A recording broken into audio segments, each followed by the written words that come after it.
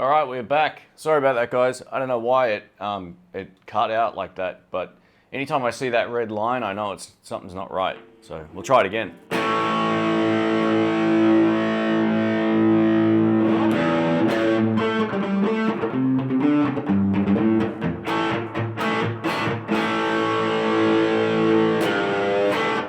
Let me just set up the chat again. All right, here we are. We're back. Okay, so we are back. Sorry about that, guys. Yeah, I don't know what happened. If it does it again, maybe it's a sign. I just reset my modem, so hopefully everything's good. It's one of those weird sort of streaming glitches. All right, Doug, welcome. We've got Cheddar. How are you, mate? We've got Quentin. All right, looks like we're back. So this is the Pure Salem Mendiola. I got this last year. I'm actually thinking of buying one of their other guitars at some point. This is really cool. It's got locking tuners, mini humbucker in the bridge, tally neck pickup, and I'm really enjoying playing it. It's got a lot of attitude. The bridge pickup is just super cool.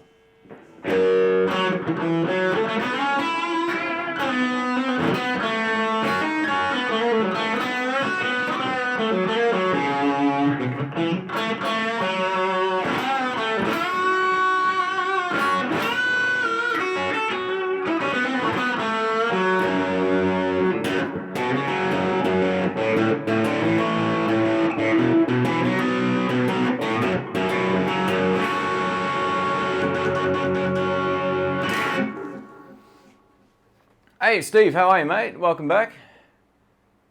We've got T-Tone, he's back as well. Hugh, how you doing? Let me just pop this chat out again. So sorry about the technical difficulties. If the stream has the red dots in the title, we're live, just so everybody knows. So this is a live stream as of the red dots in the title. Hello from Toronto. Favorite amp under $1,000 US? Probably the Marshall DSL 40 would be a good choice. I don't know what they sell for over there. They're probably way under $1,000 but you know, in terms of what you get, they're a good clean pedal platform, but the overdrive channel rocks. The crunch channel's killer. So that would be close to top of the line. I mean, in Australia, I'm really digging that Artist amp. I took it out and played it live now 4 times. I'm taking it out again tonight. I played a gig Friday in a trio. It worked great. I'm also playing it out live tonight. It's plenty loud too. I know you can't probably get those over there, but in terms of you know what you can buy in the States, I would probably say the DSL 40 would be the way to go. If you like the tone of it. I mean, it's all subjective stuff. I always say play them all and see which one you like the best. But you know, if you don't own a lot of pedals, that's probably a really good amp to choose.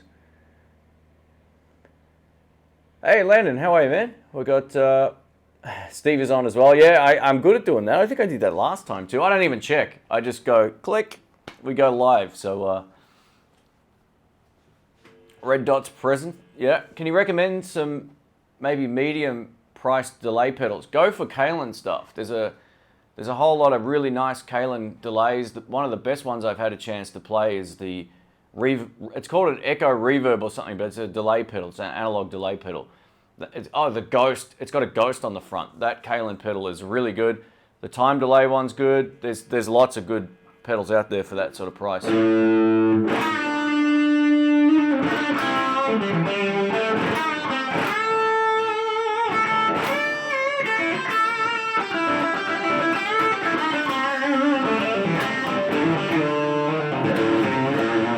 Adam says, is Nathan Cavalieri still in the blues scene over there? I haven't heard anything about that guy in 10 years, man. So I don't know. It's not a name that comes up at all. Maybe longer. I mean, he was popular when he was maybe a kid, but he'd probably be my age now. I don't know, maybe older. I'm not too sure how old he is, actually. Thoughts about the Katana 50 and how does it work with pedals? Yeah, it works okay with pedals. It just like depends on what you're using it. If you like what you're using with it. If you're using the clean channel, it's a good pedal platform. But I don't know if pushing the dirty channels is going to sound as good as just using the dirty channels. Most of those modeling type of amps work best with the stuff that's built into them a lot of the time. Same with the Fender Mustang. You can kind of get away with it, but Usually the onboard stuff works well. My suggestion is try it and see how it works, unless you don't own the amp already. If you don't already own the amp, get a Peavey if you want to use pedals, like a Bandit. Just get a used Peavey Bandit. Much better pedal platform amp, and it's sort of like a bigger sound too, in my opinion. So, I mean, the Katanas are good, but they're not like, in a live mix, they're not Peavey Bandit good. And that's just the way I feel about them. Hey, we've got Todd from Carnegie, not too far away. Welcome, mate. What's my favorite Squier guitar? Probably the classic vibe stuff. Either the 50s Tally or the 60s Strat. Those two are really good. Yeah, I would say I'd take them over the Contemporary Series ones. I mean, it just depends on the mood maybe, but the classic vibe stuff is great. You're paying a little more for them, but it's worth it.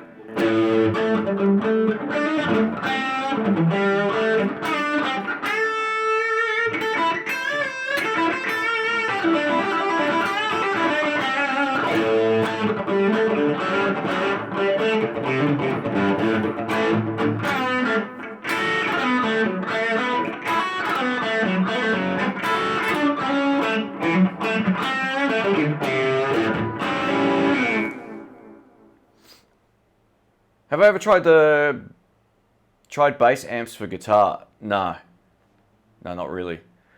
Not even on a. Yeah, no, I just not interested in doing that. They're not really voiced for electric guitar.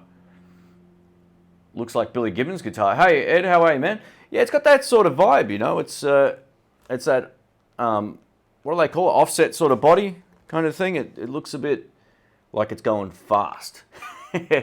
I love this thing. It's a really good guitar. Completely took me by surprise. I had some expectations of them being good, but I didn't realize they'd be this good. So, what about the Peavey tube amps? Look, I've owned a number of them as well, right? They're good to a point. Like I think the older Delta Blues are much more reliable than the newer Delta Blues amps. I own 2 new ones and an older one, and I had nothing but problems with the new ones. The reverb tank was always glitchy. I like the classic 30 amps and the classic 50s, the 4x10 one. I think that's a really good amp. I didn't really like the 2x12 one a whole lot. Now I've either used or heard these in a live mix as well, or owned them. So classic 30s are a good amp. I would take the 50 4x10, but the problem with that amp is it's so heavy. It's way worse than a super reverb. The Delta Blues are good. Just make sure if you're thinking about buying one, you turn the reverb up to halfway and you turn the amp up a bit, because mine used to just oscillate like you wouldn't believe. Hey, Stop No Names. Welcome, mate.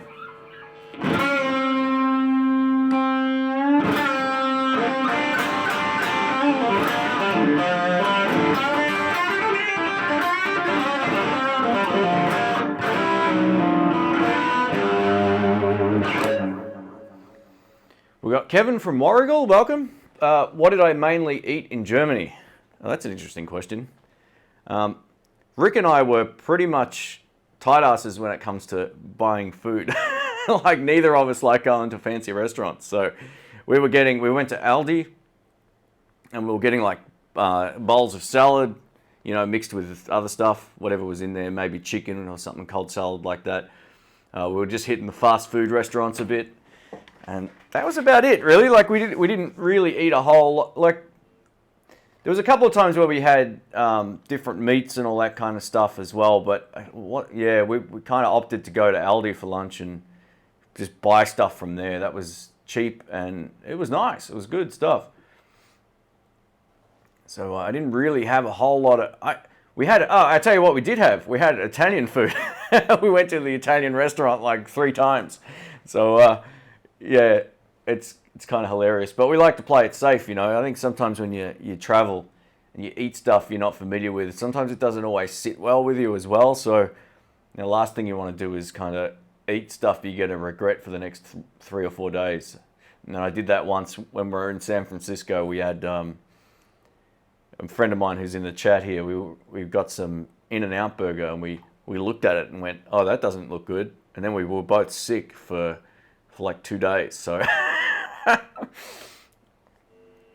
let us know what the tone's like today too, guys. I'm interested to see how this sort of translates.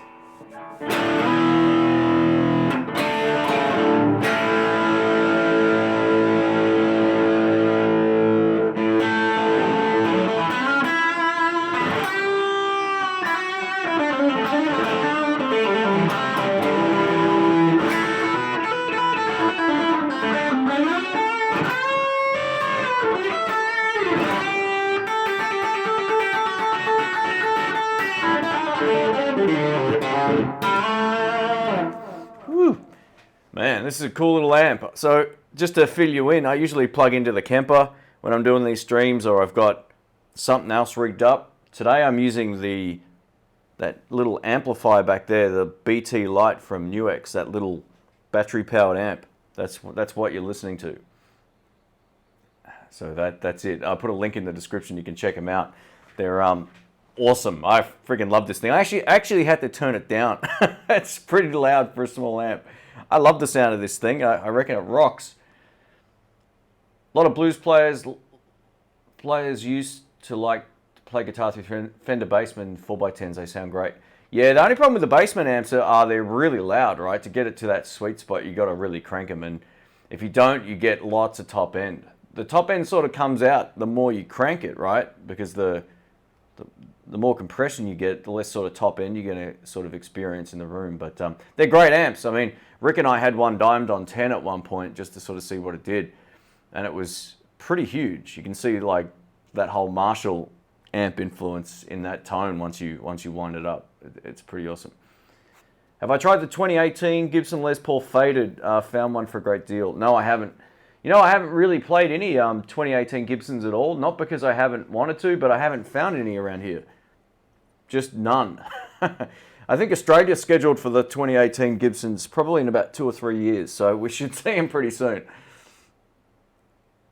No, look, they're already around. I just haven't actually been anywhere where I've seen a lefty. I think that's part of the problem. Hey, Todd, how are you, mate? Welcome. Yeah, so for those wondering what happened with the stream, it went offline and it just dropped. I got this I see this like red bar thing on my screen. Anytime it goes red, I know there's problems, and then it actually cut out. So we're still in the green, and we should be good to go for a little while.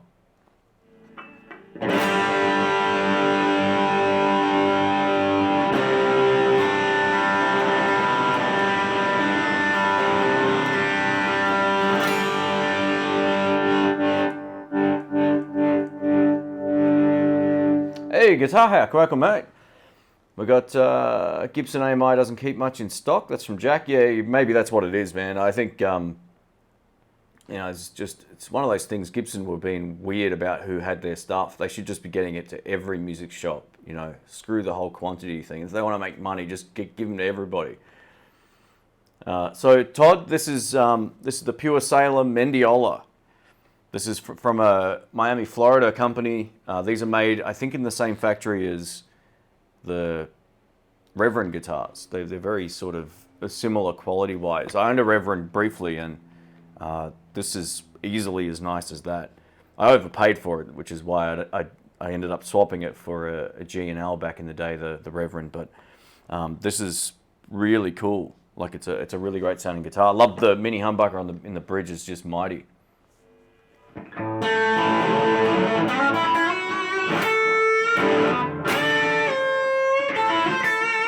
So I did a 3-piece gig the other night for the first time in years, like a trio, and I loved it. It was so much fun, and I can already feel how loose my hands are because I played way more than I would normally play at a gig. So I'm going to do that a little bit more coming up for the rest of the year. 3-piece is it's a great challenge, you know, the coordination thing, sort of trying to fill it out and making things work. And I learned, or I remembered, it's all I used to do back maybe 10 years ago was 3-piece, or maybe a bit longer than that now. But yeah, it was a really good experience for me to jump back into that with no preparation. I really enjoyed it. And it kind of, I can already see it's going to make me a much more refined player, because, you know, there's nowhere to hide, which is a great thing. You've really got to tap into everything you've ever learnt to make it interesting, because if it's easy to become complacent when you do a short solo, then you hand it off to someone else and you do another one later. But when you're the only guitarist, it's a really interesting sort of dynamic where it made me play much better than I've played in probably in 10 years the other night. It was really cool. I posted a quick clip on Instagram, just a little start of one of the solos, and I could hear that there was some different ideas coming out, which was really cool. And one thing that I really worked on for that gig, like we were playing certain riffs, right? Like say we're playing like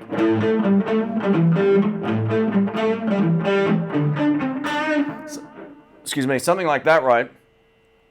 I'd make my solos kind of fit in with that, so it'd be like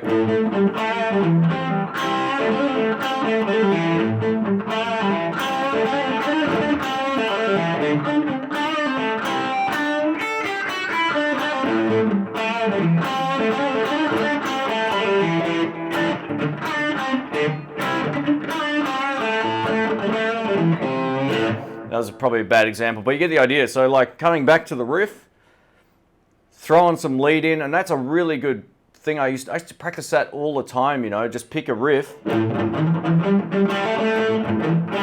Oh, let's try that again.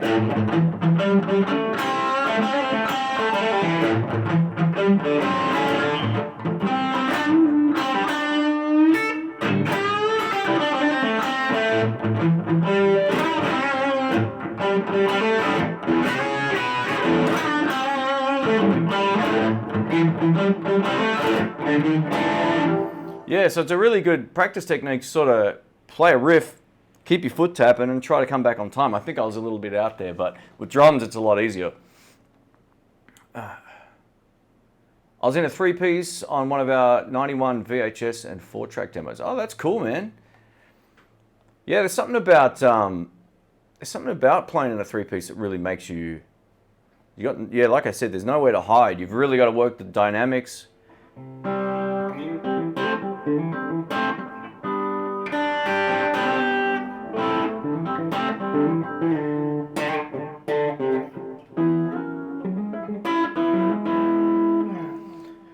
When am I coming back to the States? I don't know, maybe, look, I'd like to hopefully get there sometime between June and July if it works out this year.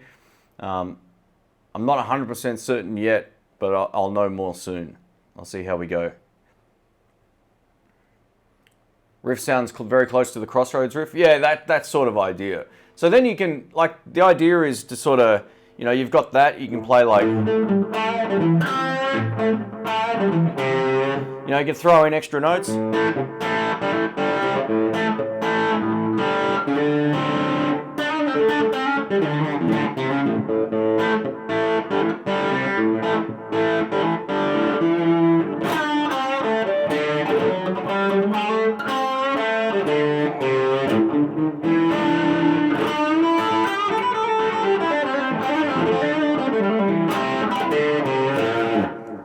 What amp am I playing through? I'm playing through the NUX BT Lite.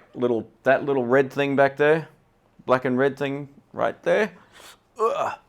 That's it. So link in the description if you're interested. I knew a few people would ask and I got prepared. It's a killer little amp, man. I love this thing. It's kind of like I've got the Moore Hornet down here.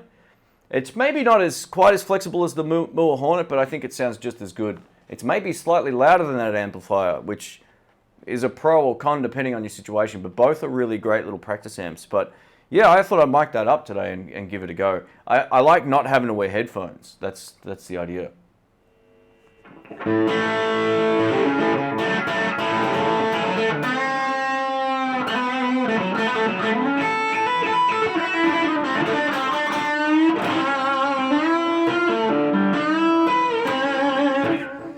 Almost got it. Do I know that Melbourne is one of the chakra points of the world? That's why it has extra soulful players. Well, I'll tell you what, mate, unless I've heard plenty of players that aren't soulful, but I'll take that as a compliment. Thanks. All you got to do is hit the open mic nights and you'll know exactly what I mean.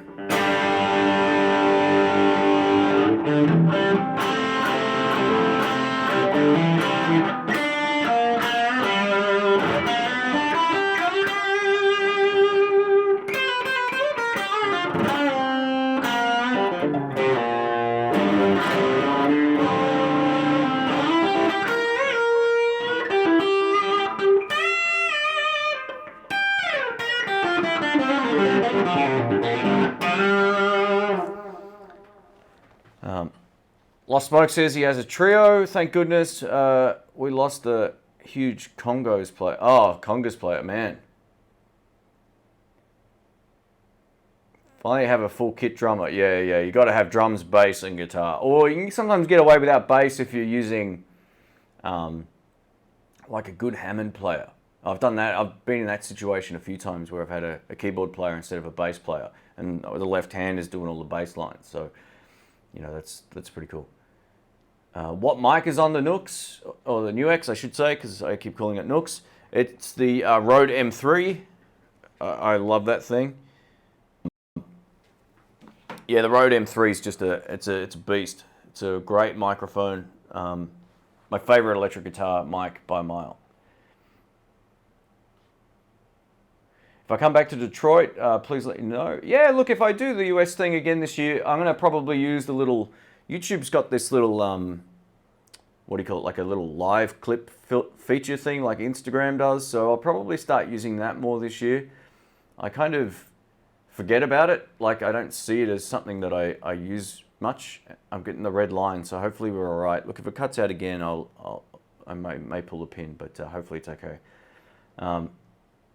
Yeah, it's one of those things where I need to start using that more, I think, just to sort of keep people informed of what's going on. I'm just going to change this a little bit here. Hopefully I'll change the output of my stream to just a little bit lower. Maybe this will help.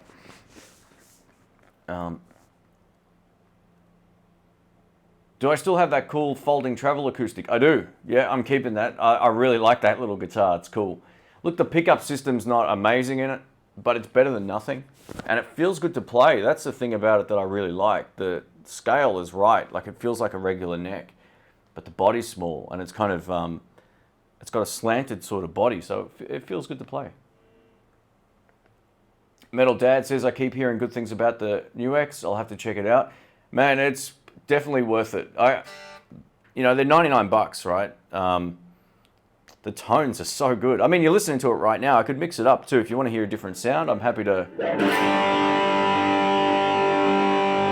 Do I like the Nuex better than the Katana Mini? I do. Yep. It's louder. It sounds fatter. It's got more of a real amp tone. Like, some of these things can sound really hi-fi. You know, like what I said about the Fender Mustang initially, the new ones, were it sounded like a hi-fi playing back a guitar sound. It didn't sound like an amp. This thing sounds like an amp. It rocks.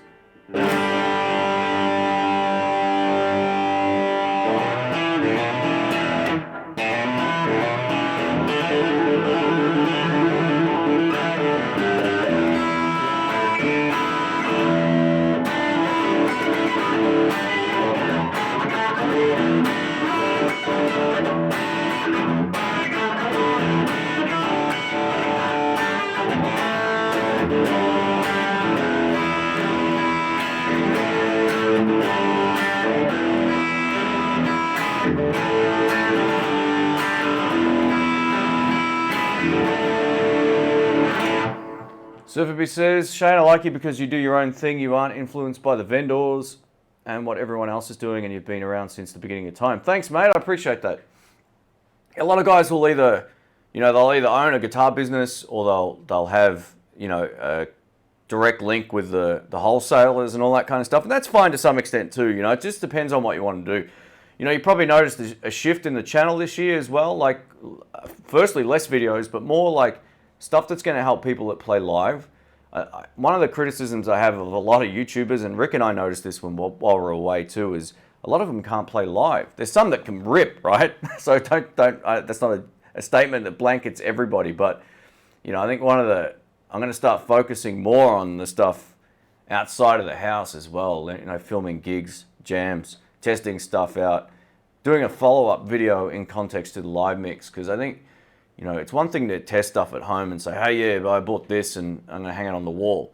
But if you don't test it out in the real world, man, what's the point? So I'm going to really gear my stuff more towards people who play, which is where it was originally, I think. I kind of lost track of it over time with trying new things, and I love testing stuff out, right? But I think what I lost track of was posting these clips online. You know, I'm always filming things and recording stuff, but yeah, I'm going to just focus on doing different stuff this year, and that's the idea. I mean, why do the same thing everyone else is doing? Sure, I'll do some demos that other people have put up as well. It's hard not to these days, but I like the fact, you know, there's a difference in the channel to a lot of other channels, and I think that's what sets you apart online. You know, I try to keep the quality of what I do high, and I also try to just do different things with it as well. Like Guitar Search Saturdays is something, and the podcast are two things that a lot of people,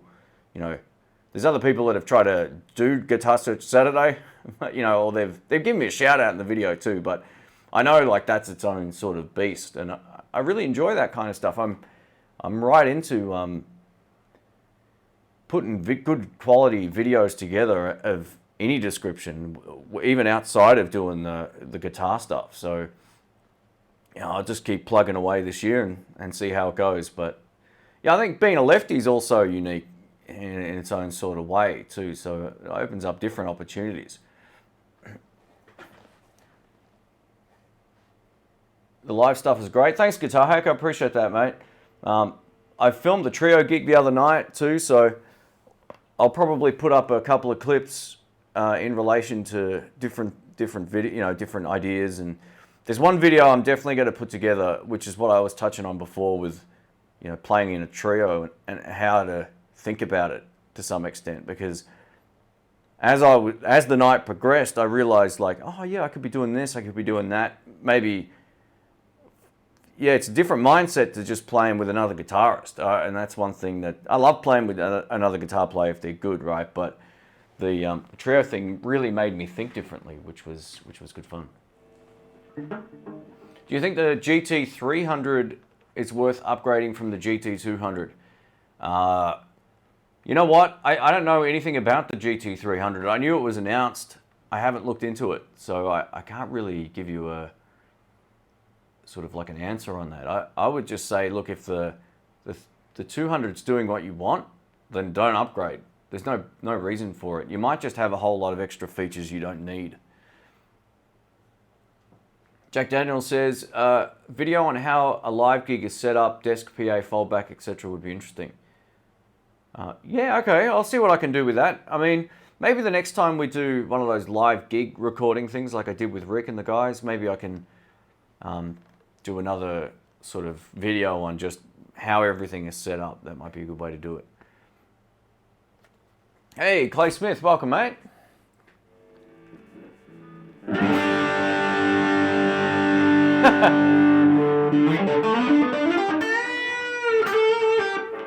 Todd says I'm going to copy Guitar Hack a little bit. Man, I got like probably 50 clips from back in the day online of my band. You know, if you go back to 2006, 2008, around there, there's a lot of clips. I actually took about 20 of them down about a year ago. They just weren't, you know, the band had gotten better, my singing had gotten better. Sometimes it's one of those things where I don't like leaving some of those, you know, the guitar playing was probably fine, but there's sometimes I just cringe when I listen to old stuff. I'm like, oh, I'm going to take those down.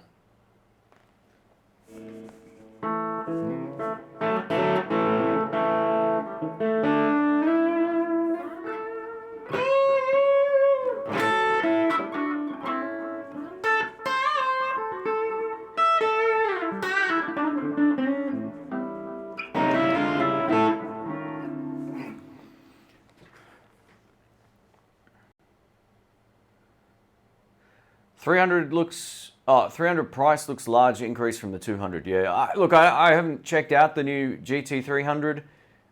If I get a chance to, I'm probably interested in doing that. I really like the 200. I think it's a good all-in-one unit that can kind of do almost anything. Functionality on it was a little tough initially to get the feel for it, but if you've got the software on your computer, it's really quite easy to use. I see Artist Guitars have your reviews on their website. In sales, sorted it instantly, no questions. Excellent customer service, big thumbs up. Yeah, they're a really nice bunch of guys and gals, I guess. I don't really know them all, but the guys I've been dealing with have been great. You know, that amp is just unreal. Like that, if anyone's in Australia and they ask me like, what's better, this or that, if they walk up to me in person, that amp is hard to beat for its price and for its tone and what you can get out of it. You know, Blues Junior, I always feel like I need pedals with. You can run it without pedals, but it just doesn't get to that next place in terms of its gain or volume. I was talking to Rick about this. It feels more like a 30 watt amp than it does a 15. You know, it's got a really just a huge amount of sound, man. It's a great amp. How's the weight of that guitar? It's about the same as my Mexican Strat. It's pretty much the same. It's maybe slightly heavier, but it would be about very similar weight to that. And my Strat isn't overly heavy. My Tally weighs a ton. This isn't as heavy as my 52. What do I think of the Peavey Valve King heads or combos? I've tried a few of those. They're alright. They've got a sort of dark quality to the tone, which is subjective to if you like that or not. That was my impression of them. I played one of their single 12-inch ones. I think it was a 30 watt or something like that, or a 20, years ago, and I liked it, but I wasn't as blown away by it as I was some of their other amps. It had a sort of a darkish kind of vibe to it, which was cool. It was good that they did something different. They're a plug-and-play amp as well. On the most part, you just plug in, and you can get a tone out of the amp. You don't necessarily need to run a whole lot of pedals and effects with them if you don't need to. Will this be a gigging guitar? I've already gigged with this. So the day it turned up, the following day I had a gig, and I took it out and I played it. I have a feeling I've still got the original strings on here too. So yeah, absolutely. I might take this up tonight. I like this thing.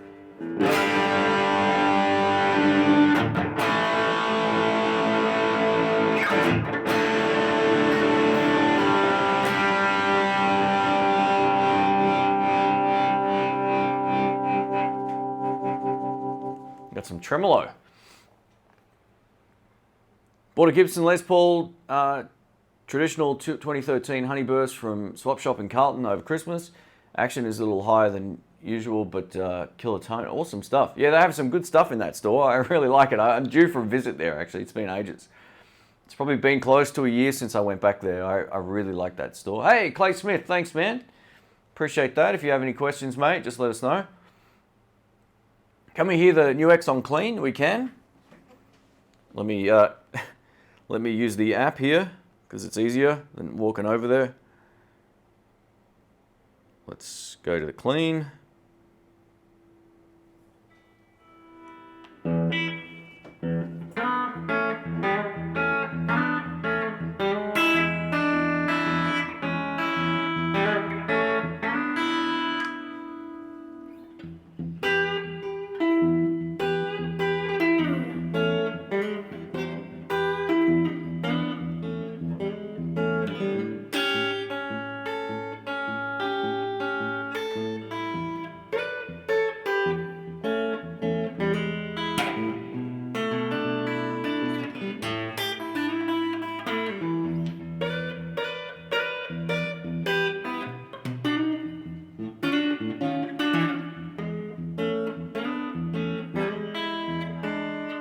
So that's clean tone, nice and simple. You can change the top end tone control, all that kind of stuff as well.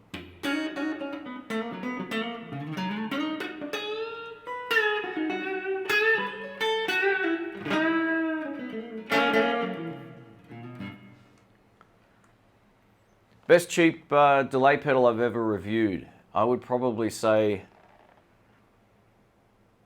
you know, Joyo make a couple of good ones.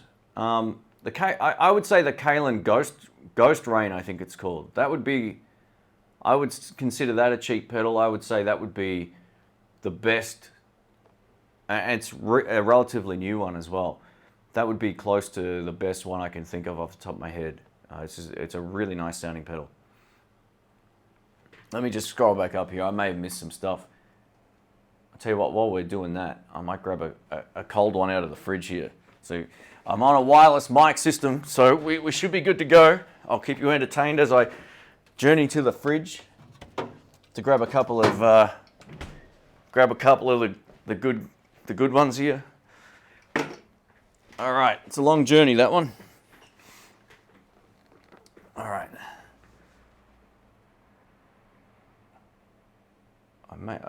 What was the one guitar I'll never give up? Look, I think the 52 Tally is one I'll probably never sell. There's a couple I feel like I won't get rid of. You know, as much as I play that PRS SE a lot, and I keep talking to people about why I won't buy like the top of the, you know, a USA made one. It's not going to make any difference to the way I sound. It's not going to make me play better. It's not going to do anything. I've played them. It doesn't magically make me a better guitarist. The tone isn't any better. It's different, but I don't think it's any better. So I love that guitar. It's my go-to sort of all-round. It's the easiest guitar I've got to play, and I've done nothing to it other than change the strings. So that would be a guitar that I could see myself having for years and years and years. I have no inclination to go spend 10 grand Australian dollars on a PRS or 6. It's just crazy. I can't justify that at all. Like, it makes no sense for me to do that. So those two. The little Crow Corvino back here, which I might break out in just a moment. I had the neck replaced on that. It's got a baseball bat neck on there now. It is awesome. It sounds great.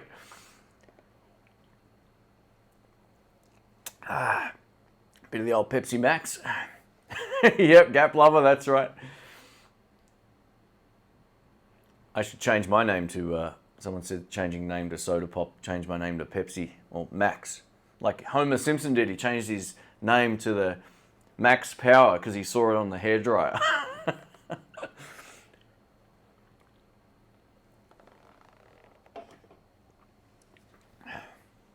Mark Pritchard, welcome mate. Hi from England, welcome.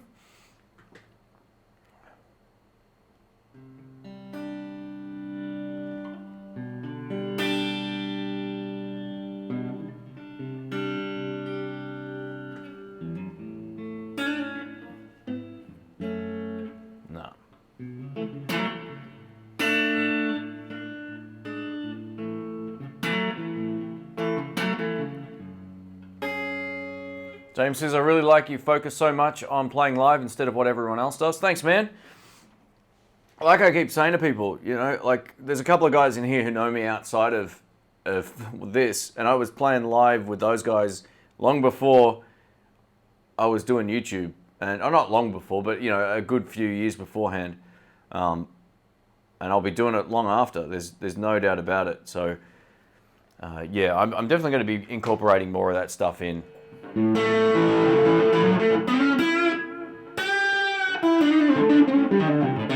We might change guitars over. We'll go over to we'll break out the Little Crow.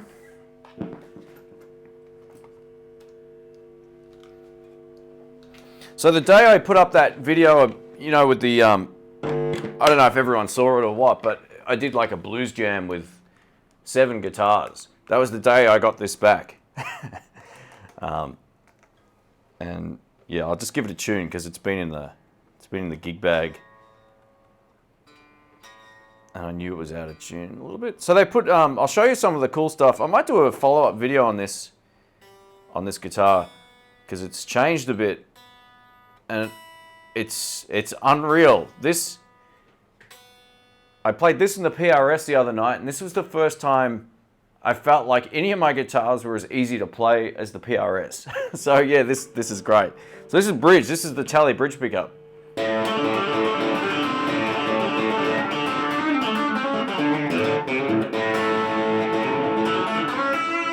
Just out of tune. Yeah, ooh, D's out. I must have missed that one. This tune is not the best. Let's try this. Come on.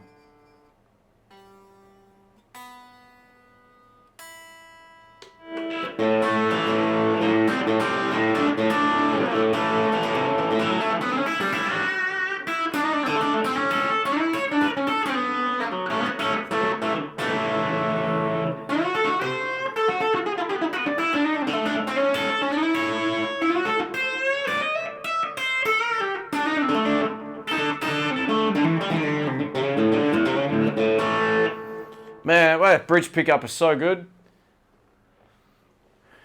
We see all your videos. Thanks, mate. You know what's funny? You know, like I got almost like 110,000 subscribers. I'm sure a lot of them must be like other YouTube channels that just don't watch stuff, or the notifications aren't on, or I don't know what it is, or they haven't watched the video for years, but they're still subscribed and they don't realize, or whatever. So it's odd.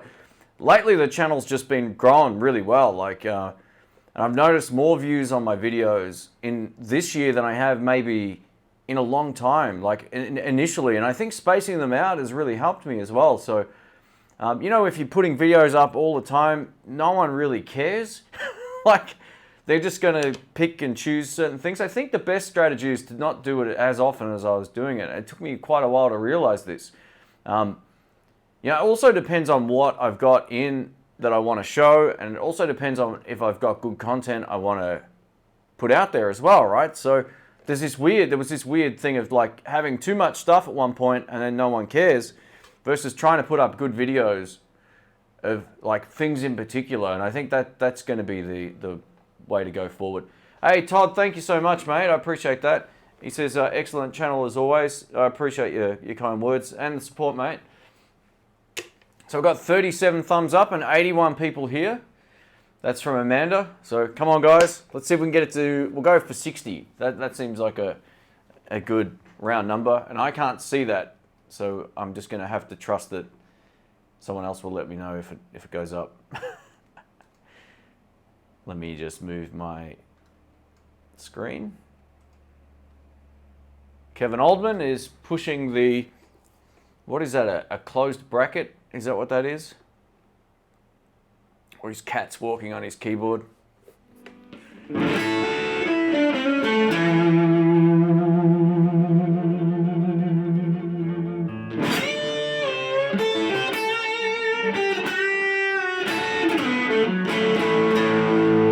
Hey Todd, thanks man. He says, I dug the 7 guitars comparison the other day. That was smoking. I've actually got a couple of other videos like that. Not exactly the same as it, but like that. Planned in my head at least. So that's one of those things I want to do more of, that kind of stuff. There's a really great idea for video I want to put together. Well, at least I hope it is anyway. And it'll showcase, I'm not even going to give it away, but there'll be something like that coming up pretty soon. I just need to get the backing track sorted out. That was one of my prior albums actually without the guitar track.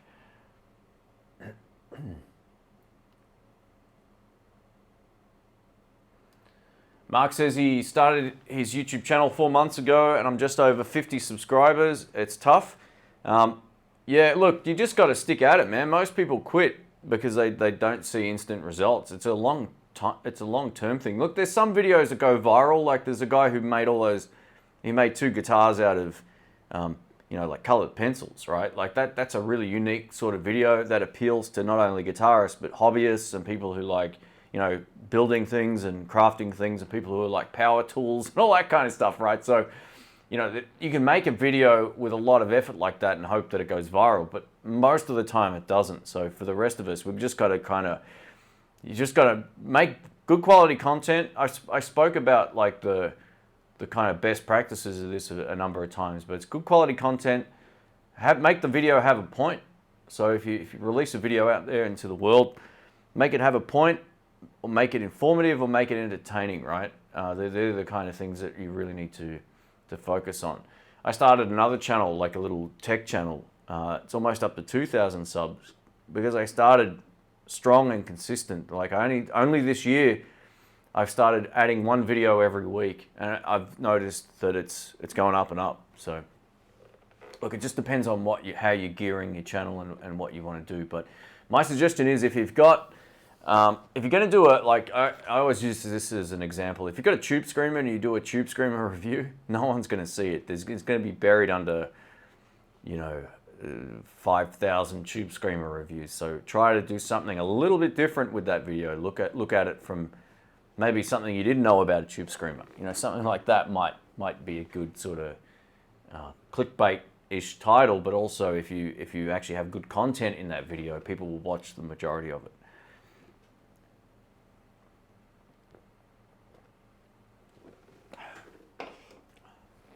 Do I prefer? That is a good question. Todd says, do I like high action or low action? So it depends. It kind of depends on the guitar. I would say the action on my PRS is slightly lower than I would normally like it, but on that guitar it kind of works. I've still got enough like purchase on the strings, I think it's the right word for that. Like I can get under it and dig it in. This had really low action when it came back, and some guys would love that, right? I know a mate of mine, he'd love it because it's so easy to just play quick on. But I couldn't get the same sort of purchase under the strings, so I raised up the saddles, and it feels amazing, but it's, looking at it, some people might go, isn't that a bit high? I'm like, no, that feels great. So there's something to be said for an action that's not super low. You can get a lot of those sort of really sort of, get that really percussive thing going on really, really well.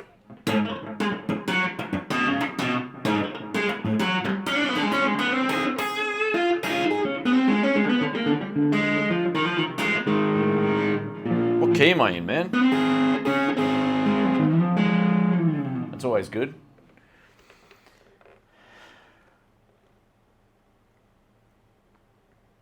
Yeah, I mean, there's plenty of tutorial videos out there on how to grow your channel, and I'm putting a series together actually on my tech channel about that, because not only have I proved this stuff to work on helping other channels to some extent, but I've also grown another channel off for another person that grew pretty quick as well. So there's a few things that, there's always these best practices, right? Thumbnails, description, all that kind of stuff. There's a lot of good information out there, but it's an investment in time, right? If you've got time, you can do it well. I mean, if I had a family and kids and stuff, man, it'd be pretty tough to do YouTube well. I could half-ass it and put a camera up and have crap lighting, and I could get videos knocked out that way. But you kind of want to maintain a standard with it. So if I don't have time to shoot something, I don't do it. That's the way, or I reshoot it later if it's not good enough.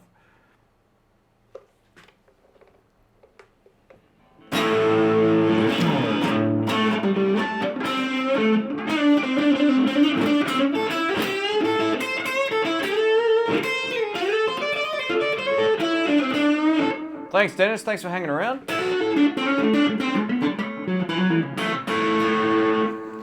So this particular neck pickup's a mini humbucker. So that's what you're listening to right now.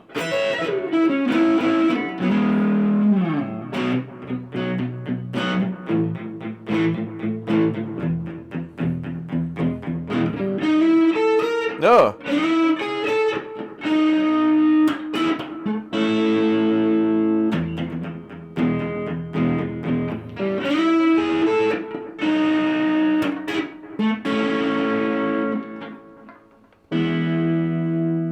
Tell you a good little trick I learnt way too late in my guitar playing. So if you're playing like a regular minor chord, right, like a C sharp minor, you add one extra note, you add the E, it becomes an E. That's obvious to a lot of people, right? But I never really picked up on how that worked. So that's the way that Knopfler would play that. He would go like,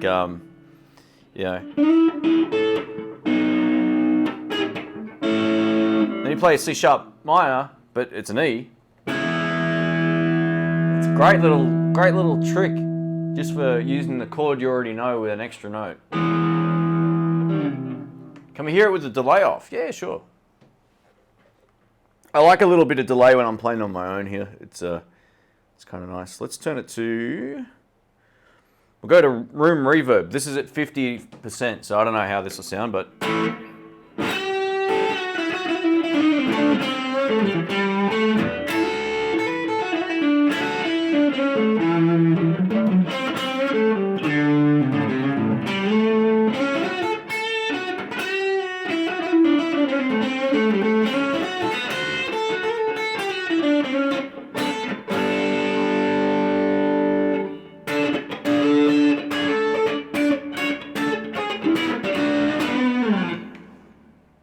Reverb's great. Hey Pat, welcome mate. He says life with kids is not conducive to artistic productivity. Yeah, you could be right about that, actually. It definitely makes it harder. It's got its upsides as well, but yeah, I think you're right. It would be a whole different thing. Oh, so this guitar, sorry guys, this is a Little Crow Corvino, which is an Australian-made guitar, and I'll show you the neck now too. So it's got this new. It's kind of hard to show you how big the neck is, but it's big. It's a huge neck. So yeah, that's that. It's got the new locking tuners, which is pretty sweet, and it plays great. It's got nice big frets. It had vintage frets on there as well, which I wasn't a huge fan of. So they were nice enough to kind of.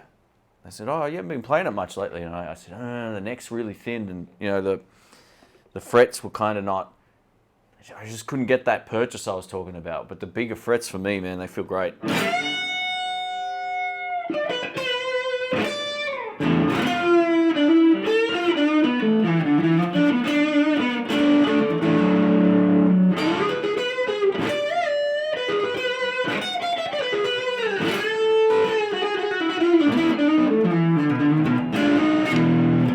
Only one thing about this little amp, and I didn't realize this, I think at the time of filming, I don't know if I mentioned it or not. I realized today, you can't stack the reverb and delay together. It's one or the other. There's 4 delays and there's 4 reverbs. Yeah, you can't run them both at the same time, which I thought was a bit odd. But I mean, overall, oh, here we go. How about this? Let's rock out here. Actually, let's chuck a blues one on. Here we go. Hopefully this doesn't kill everybody. Let's get it going here.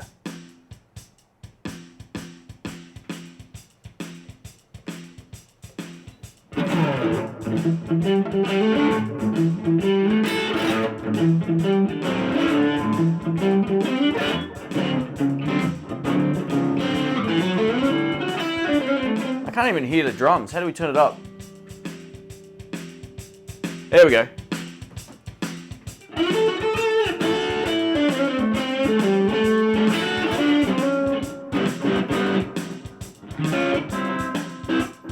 The guitar is so much louder than as soon as I start playing, it gets buried. I'm gonna have to change the output of the actual guitar. You got to sort of compensate a little bit. All right, let's try that. What do we got here? It's pretty cool. And the good thing about it, I reckon that being that the drums stay clean.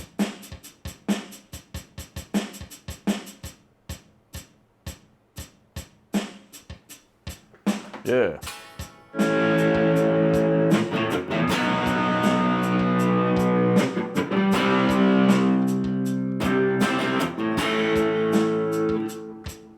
Yeah, I have to turn my guitar down for it to sort of sit better in the mix, but you know, it's pretty cool. Let me go back to here. We're on the overdrive. Let's go back, let's go to the distortion tone. That's cool, man.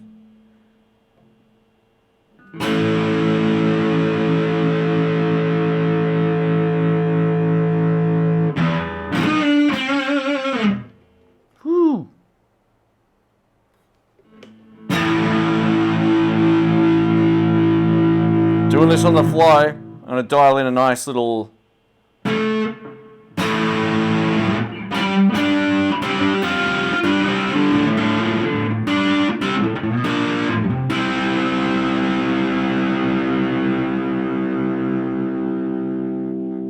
Ah, I dropped the phone. Yeah, what about that tone?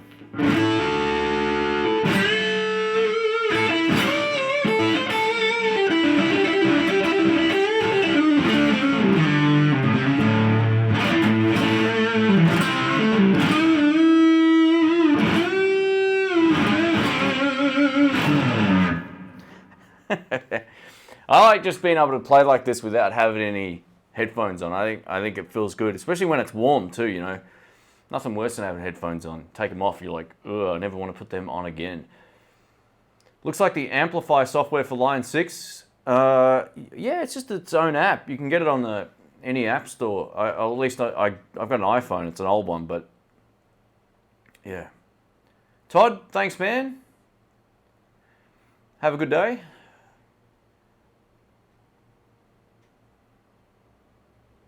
I don't know what MFGS means, man. So let me know, Brian.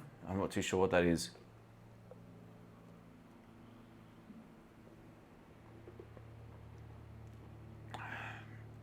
I've played Soul Shine before, but not for ages. I don't know if I can remember the chords.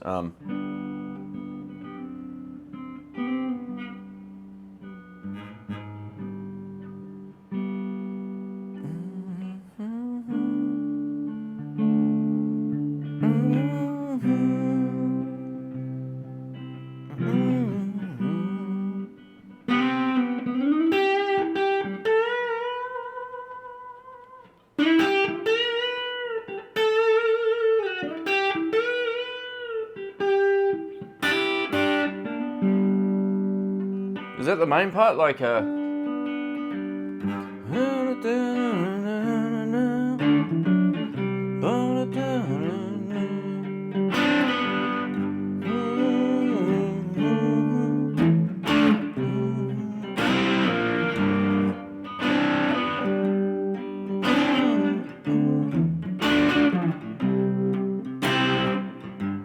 know what key it's in either. That just comes to mind.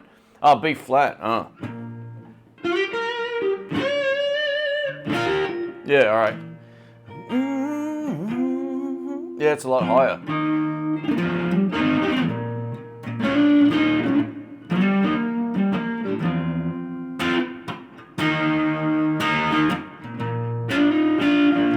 Yeah, I mean that's that part. I would have to. The change might take me a little while to work out on the fly, but that's the idea. Pepsi Max, absolutely. Those guitars you guys played in Germany sounded awesome. So on the Guitar Search Saturday, yeah. Check out if you haven't seen it, check out that Guitar Search Saturday. Rick and I got to play guitars worth $50,000. Oh well, yeah, he did. I didn't want to touch some of them, but you know, you break it, you got to buy it. So you know, no. They were nice enough. Stefan, the guy that worked there, he just said, mate, walk around wherever you want, take photos, play whatever you like. You want to play all of them, go for it. So we picked a whole bunch of really nice guitars to play. That Gold Top was, I think, worth something like 23,000 euros or 26,000 or something crazy. So that's roughly 50 grand here, I think. Yeah. Yeah, Soul Shine's a great tune, you know. There's another one, what's the other song? Simple Man, you know, I love that song. That's one I wanted to do for a while. I've really got to try to work that out. It's just such a great song.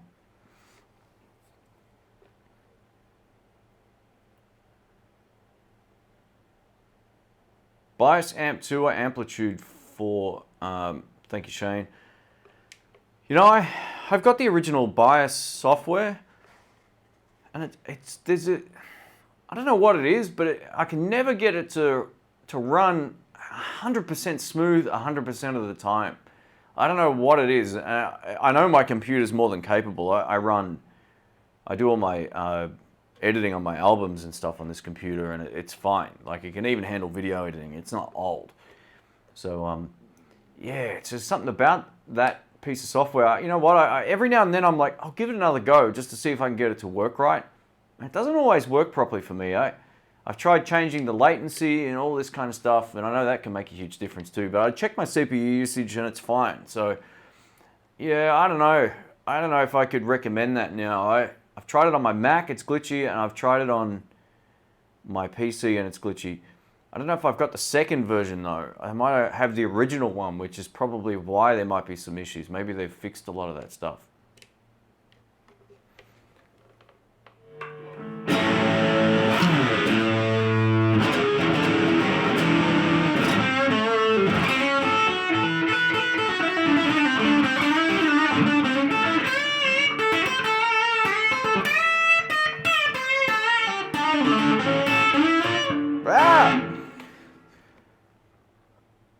Amanda says 64 thumbs up, but if you haven't already, feel free to violate it.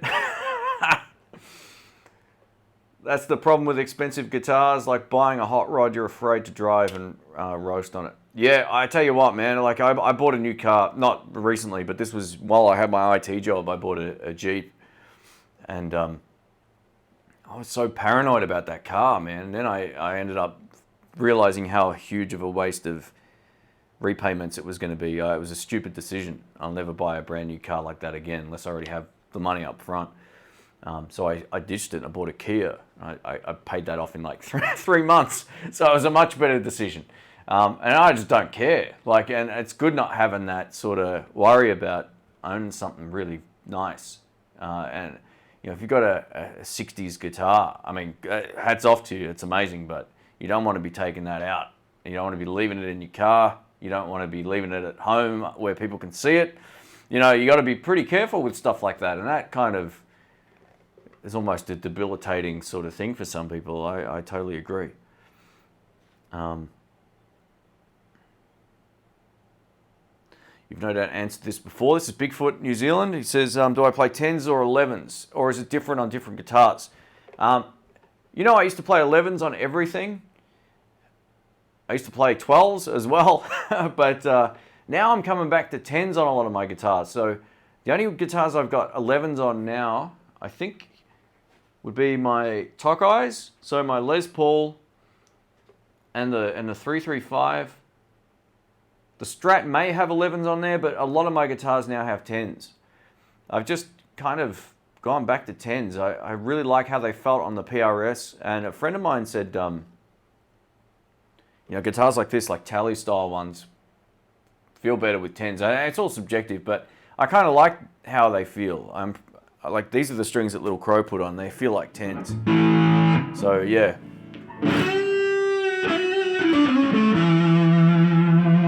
I don't really mind, is the short answer.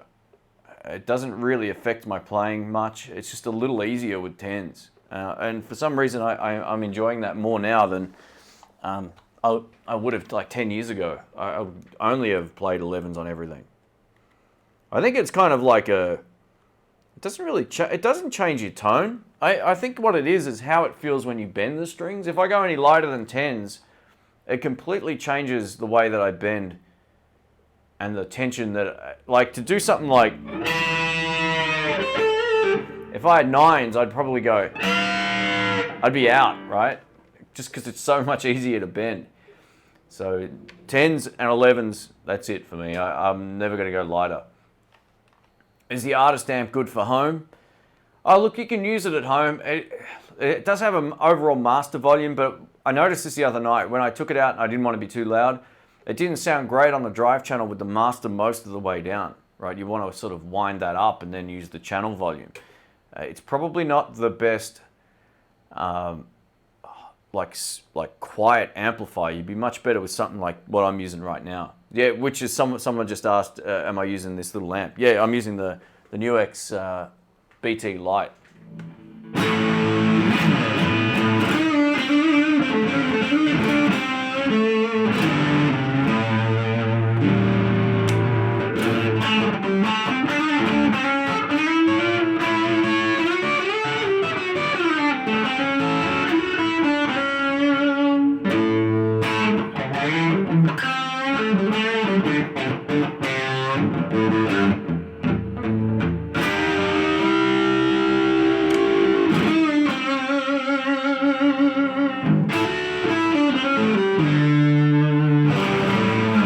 I can start to hear the amp bottoming out a little bit. Not bottoming out, just rattling a little bit.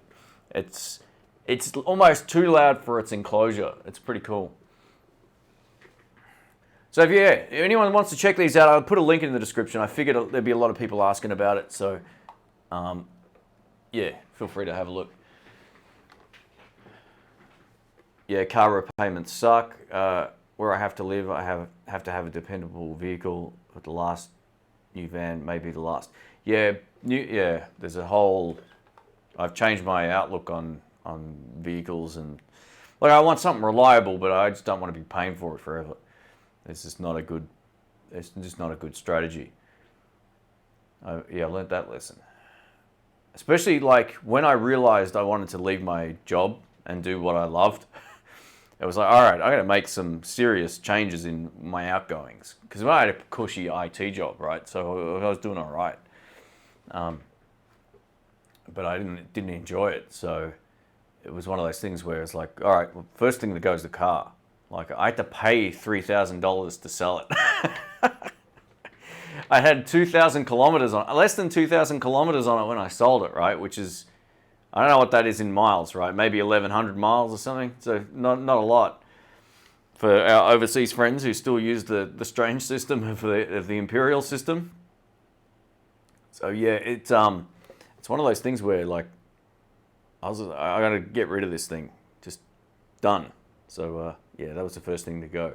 And then I realized like not having that outgoings was going to make a massive difference. So yeah, no, it was a no-brainer. Surfer B says have to get going. Got an open mic to go to. Good stuff, man. Good stuff. See you, Shane. Take care, everyone. Thanks, mate. I'll see you on the next one.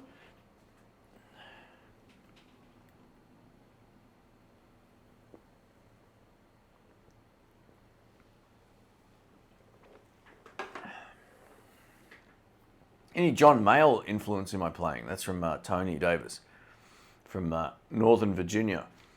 I haven't listened to a lot of the bass breakers, the blues breakers. I was thinking amps. Over the years, I've heard some of it, but I was more into Clapton's sort of solo stuff than I was. I'm not a big harmonica fan, right? There's maybe two guys who play harp I really enjoy, and I just don't really get into it. So I kind of avoided some of that stuff. But yeah, I guess there is. I mean, I think off that album was, we used to do this song all the time, like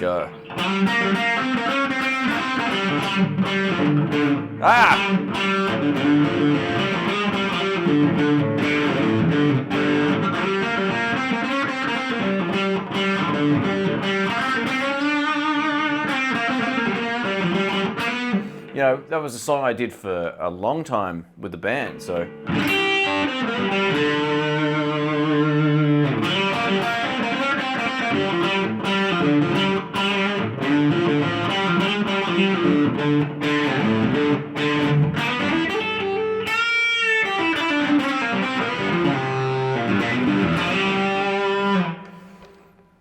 Time's great. This thing's, yeah, it's pretty cool. Speaking of harmonica, we lost Chris Wilson a few weeks ago. Yeah, I only heard about that the other day. Like, he opened for Chris Kane when he was out here. I was talking to my friend, I think Brian, about it, and he said, yeah, he passed away like a couple of weeks back or something. I was like, far out, I had no idea. Supposedly there was a big gig and all that kind of stuff, but I just don't follow any of that. I don't follow any of the local blues scene stuff. I just try to stay away from all of that. And yeah, I guess if I followed some of it, I not because yeah, for no reason, then I just don't follow it, right? It's not like a decision, I don't want to follow it. It was just like I'm not on Facebook, right? So that's pretty much where you hear about all this sort of stuff. So yeah, I was like, oh geez, I had no idea about any of that.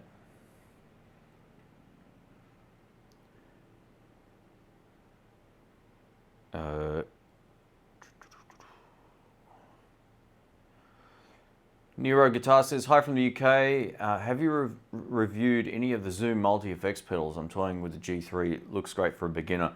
It has a looper and rhythm tracks. I haven't used them actually, but some of the sounds in those things sound pretty good. I know what they got, like a round sort of dial button thing on them. I've seen them before, but I know they do like, there's some really cool sounds in them, like I think the Two Rock stuff. And let me just double check I got the right one, but yeah, I'm pretty sure they're, this is always awkward. Hang on. Let me just have a quick look. G3. Oh, G3, okay, so it looks like it's a bigger unit than I was thinking of. I was thinking of, they've made like ones that were like a regular pedal size, which are also pretty good. That one I haven't tried, mate, but my suggestion is try to find as many videos on it as you can, and try to find someone that plays the kind of style you're interested in, and see if that works for what you want. And that would be the good way to go. If anyone else in here has tried one, let him know as well.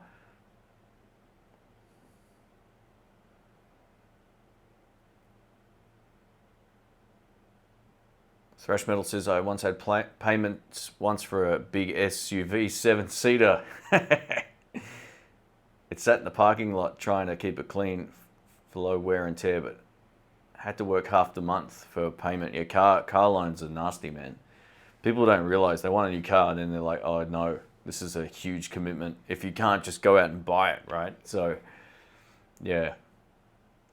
It's a necessary thing too in a lot of areas. Like, I get it. But yeah, it's one of those things that it can really hurt your lifestyle, man. A car, it's either have a nice car for me, or go do the things I enjoy during the year, you know. And it's, for me, that's a no-brainer. I had a Zoom 3030 back in the day. Doubt that counts. You know, my first effects pedal ever was a Zoom 707. Arguably one of the most loathed pedals of all time. It was hilarious. Let's try this.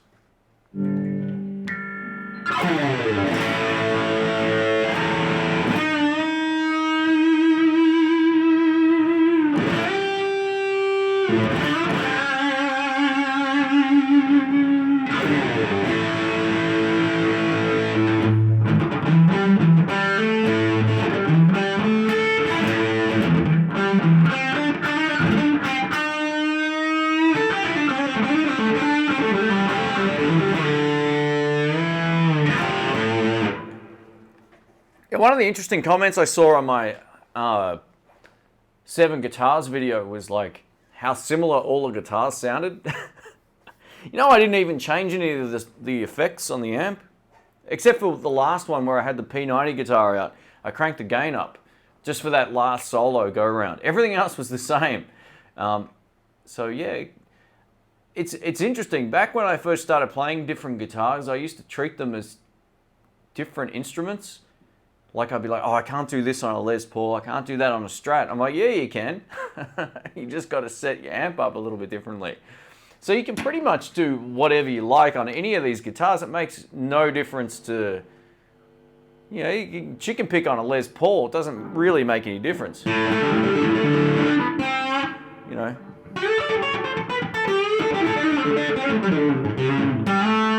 Sure, it's going to sound a bit fatter, but the idea is, and I got a distortion tone on, but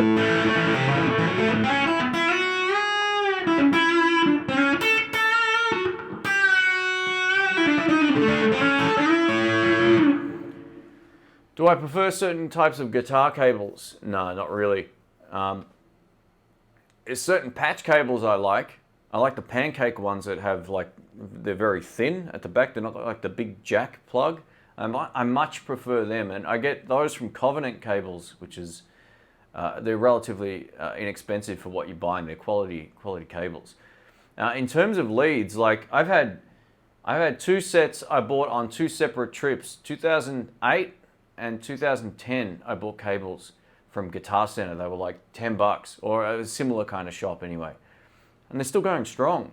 The ones I usually look for if I'm buying them locally, they'll have the Neutrik connectors at the end, or something similar. Sorry about that. But that's about it. I don't really care about brands on cables. I don't think it makes a lot of difference. As long as if you're standing on it, like I am right now, and it's not coming through the amp, then they're okay. That's the test. For me, it's more about how long are they. You know, I like to have different cable lengths for different situations, but my favorite one actually is one that I can't find today. It must be in my bag. I used it the other night. Essentially, it's like instead of unplugging it and hearing what you just heard before, it's dead quiet. It's got a silent kind of connection, so you click it in and it turns itself on and off. Just a little clever switching system. They're awesome. I reckon they're the best cable you can get. I don't care what brand makes them either. So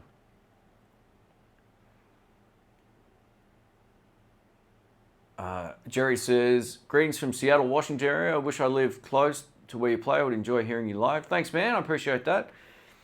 Yeah,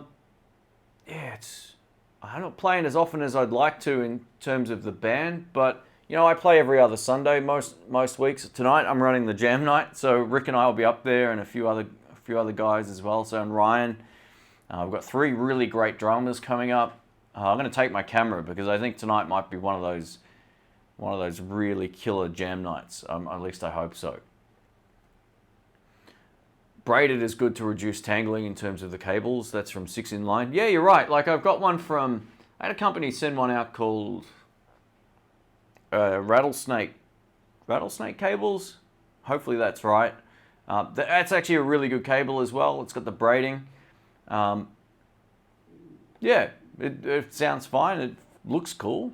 And it stands out more than the black ones on a dark floor too. So that could be a consideration too. But for me, realistically, I don't care too much about cables. So as long as they're of some sort of quality, you're not going to notice a huge difference. Anyone who says like cheap cables are crap, it hasn't tried a lot of cables. That's not the case. Like I said, I've got the ones that I used at my gig the other night, which are in my bag still. They got the blue ends. You've probably seen, if you ever noticed, they got the blue ends. They're from Guitar Center like 10 years ago, basically. It's still going strong. And they got those Neutrik connectors as well, Neutrik, however you say it. Oh, all right, I must have missed a question from Couch Potato. Let me go up here. Sorry if I missed your question, guys. Feel free to just ask it again. Do I still have my Classic Vibe Tele? I don't. No, I sold it. Once I got my Tele fixed, my 52, I found I wasn't using it a whole lot, so I ended up flipping it. Great guitar. This is the thing with me. I don't like doubles of stuff on the most part. This is the other thing. I've got the Harley Benton and the SX, right? And I still play my Fender more, right? Where if I'm out, I'll take the Harley Benton out. I've played it live a few times as well as the SX. But which one am I going to grab at a gig, right? That's kind of how I look at it. And if I know the venue, I'm going to take my Fender. If I don't know the venue, I'm going to take my Harley Benton, or one of the other ones. So, if it went missing, I wouldn't be as concerned. But yeah, so for me, I don't like having multiples of the same type of thing, but I'm going to keep the Harley Benton because I like the fact I butchered it and it's got some personality.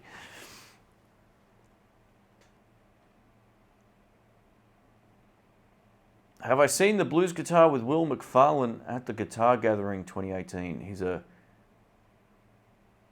Souls session player. No, I don't know who that is. No, I haven't seen that, mate. I'll look into it.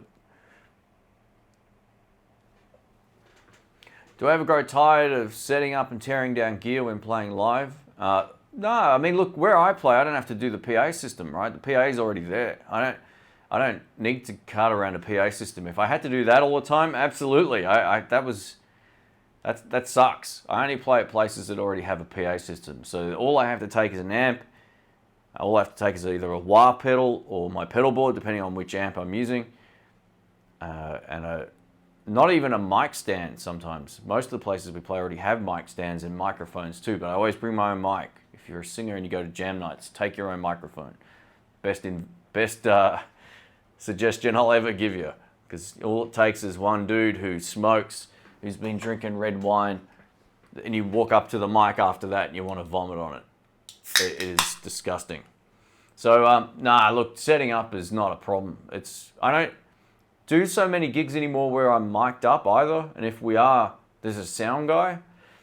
So it's pretty easy. Like I don't have a problem with it. The only thing you got to get right is the vocal. You get the vocal right, it's easy.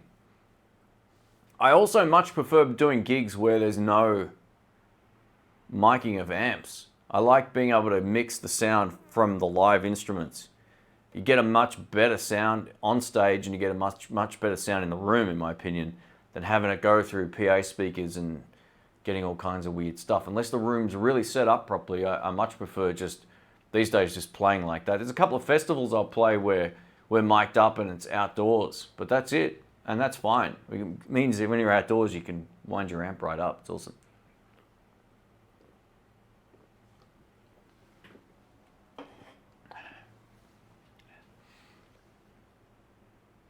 Have a great jam tonight. Thanks, Guitar Hack. I will, mate. I gotta show you something. This is going to be coming up on Guitar Search Saturdays. Not for the next two. There's two more coming up from overseas, and they obviously weren't shot with this. But check this out. We're going to have this, and you might be thinking, "What the hell's this thing?" This is a gimbal for a camera. I've got it sort of tied up right now.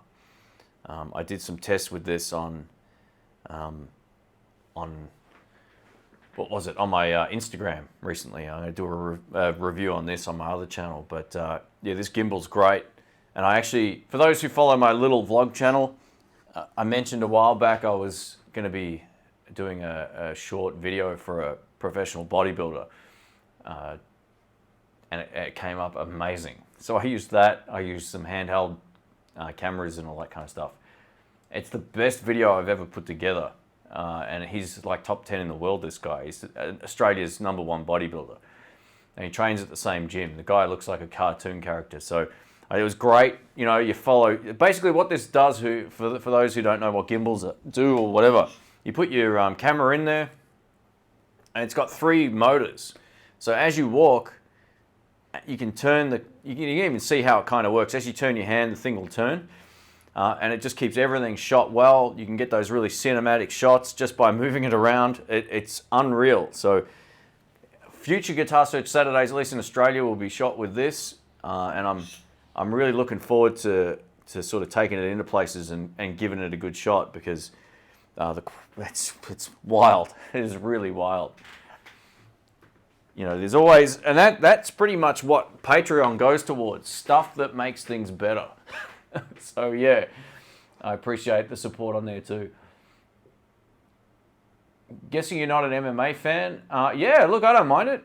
I don't mind it. I'm always live during big... Oh, all right, so to be honest, I don't watch television. I don't have cable. I don't really get into it like that, but I'll enjoy it if I see it. It's crazy. It's a crazy sport.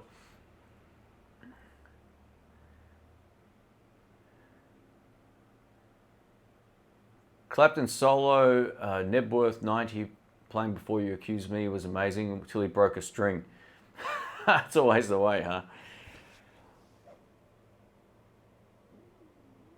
How difficult is it finding and purchasing lefty guitars, the ones that you want? I'm left-handed, but I play right-handed.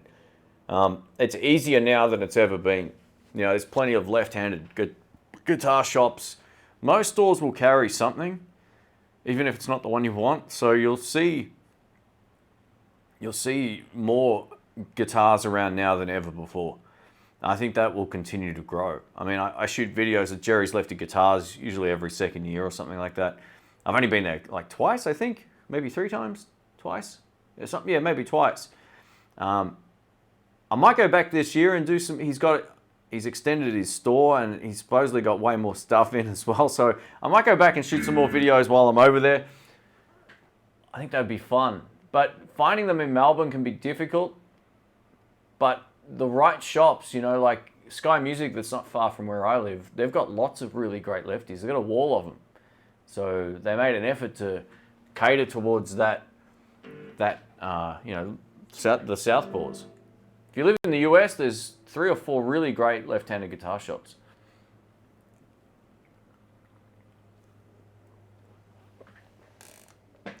Hey, thanks, Todd. He says, thanks for continuing Guitar Search Saturdays. Love them, as you know.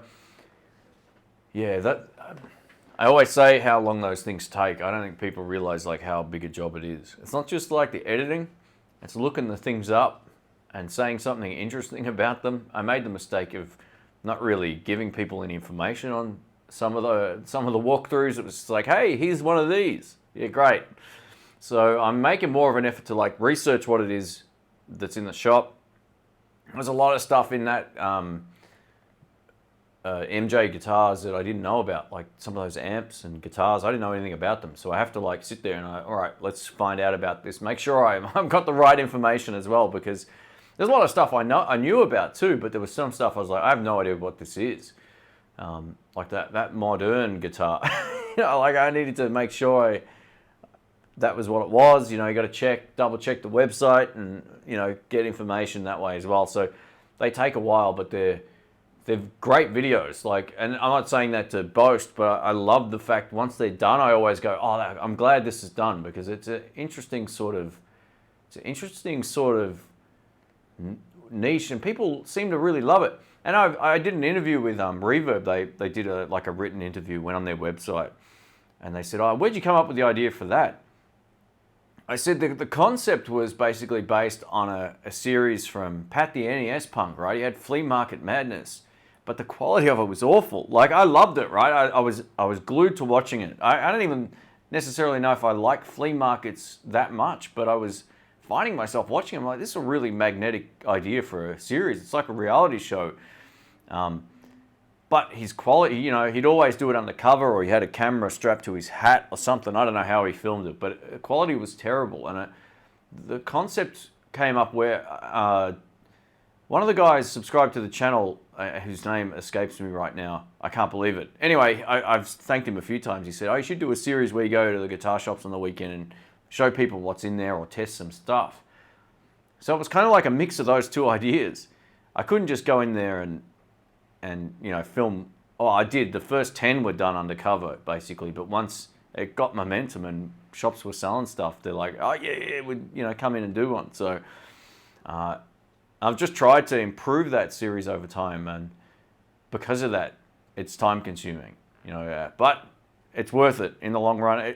In terms of retention time, meaning like what people watch the longest, Guitar Search Saturdays is miles in front of everything. It's like 400% higher watch time than anything else, which is kind of how YouTube works, the watch time thing is a huge help. So that playlist of Guitar Search Saturdays is like, even though some videos might only get 2 or 3 or 5,000 views, the watch time is through the roof, right? And it's, sometimes I have to try to make the videos.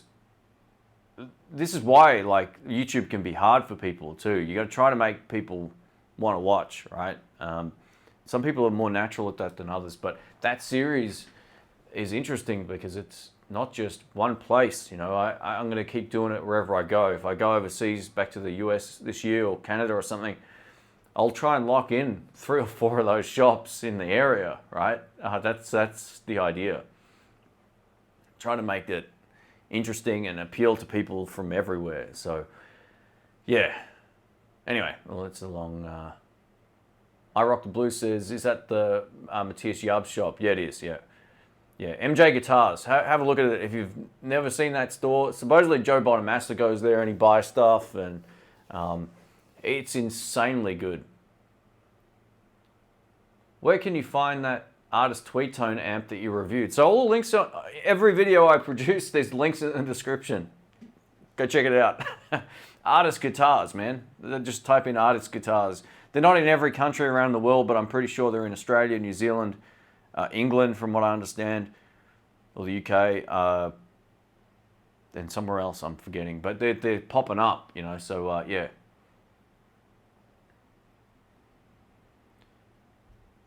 I'd like it if you could give us a detailed tour of the Kemper you have. That would be cool. All right, well, I'll see what I can do. I did a review on one a while back. It's some of the software that it comes with has changed. Like, you've got more reverbs now and a lot of stuff. I need to sort of spend more time with it. The thing that I try to do with the Kemper is have the sound in the room on the Kemper, like the mic'd up tone. I don't usually use it with any type of overdrives that are built in or any of that stuff. I just want the sound that I had in the room. So if I use the Kemper and I've got the Marshall out, if I'm using it with my favorite overdrive pedal, that's the tone you actually hear. I don't like trying to I like using a lot of those effects. I like the delays and reverbs that are built into it, but that's about it. But maybe I'll go through it and see what I can do.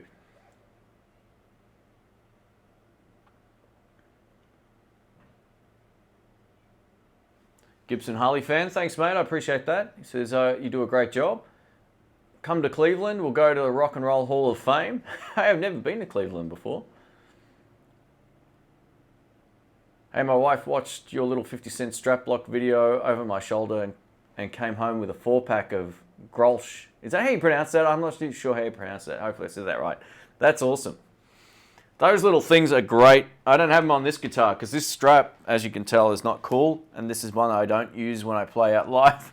But every other guitar has them on there right now. So in my collection, I love those things. They're really cool. Come to Chicago. I got to go back to Chicago. I love that city. I'll take you to Chicago Music Exchange. That would be a great store to do a walkthrough. You know, I reckon they'd go for it as well because they kind of get the whole social network thing. Not social network, but just the, any type of YouTube video. They definitely get benefit out of that. There's no doubt about it. Your Marshall DSL 40 versus Origin 50 helped my decision. I'm sticking with my DSL 100 head. Nice, man. I mean, look, any of these versus videos is where it's at for really working out what it is that you like. I didn't hear enough out of the Origin that made me want to buy it at all. I didn't really feel like it was high on my list of amps. I just didn't hear enough in it I liked. I think the DSL, for what I like personally, and this is what it comes down to, it's what you use and what you like. For me, the DSL has just got way more of all the stuff I enjoy. It's got a bigger, clean channel, and it's got a great rock and crunch channel, and then if you're into shredding, you can chuck it on the ultra gain, which I don't use, but they're the options. You get more out of it. And comparing this to some of the older amps, there was the prior generation I went to test out with Brian, one of my friends, and we both heard it. We went, ugh, it's horrible. And then I went back and I tested this one. Actually, I did a review. I borrowed it from Squier Music back then, and I was like, man, I'm buying this. This is awesome. Like, I can't believe how much better it sounds, because I hated the old one. Not all the old ones are bad, just the prior Indonesian-made ones prior to these weren't as good, in my opinion. They were a fizzy-sounding amp. These are just like, these will just take the wind out of you, man. Have you heard anything about the Bass Breaker 30R? I don't think so. No.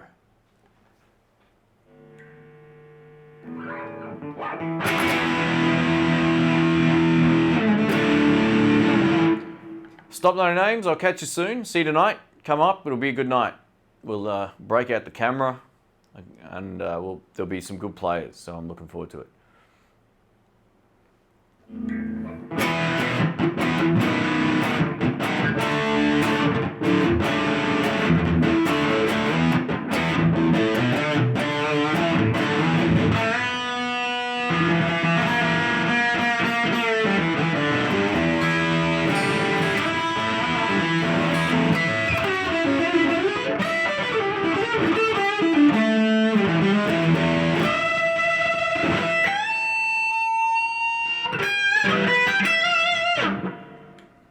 Little amp is a ripper. You have some good blues chops. Thanks, Nico. I appreciate that. That's all I played for years, man, was just blues. That was it. That's all I wanted to play. I wasn't interested in playing anything else, Did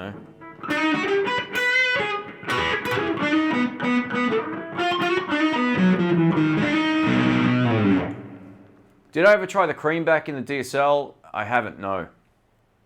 It would be a good speaker for that amp, I would say. Rip some Slayer. Man, I don't even know any Slayer. I mean, I know of them, but yeah, it's not a band I ever listened to. Even when I was listening to a lot of heavy stuff, it wasn't a band I was that aware of. I'd heard of them, but never really listened to them. I know you're kidding, by the way, but yeah, I don't mind heavy music to some extent too.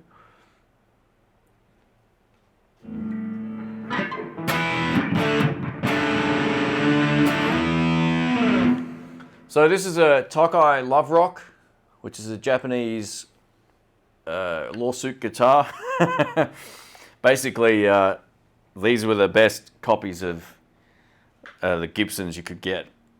And they're literally about 2/3 less money. And they play great. You know what I've done to this since I bought it? Nothing. Nothing. I haven't had to do anything to it, which is a great feeling. My 335, actually I had one small problem with my 335. I had to replace the jack. But this guitar it plays beautifully. I don't play Les Pauls much live anymore for whatever reason. I think it's more just because of the weight. You know, I shouldn't be whinging about that sort of stuff, but it's got a 50s neck, man. It's got all the good stuff.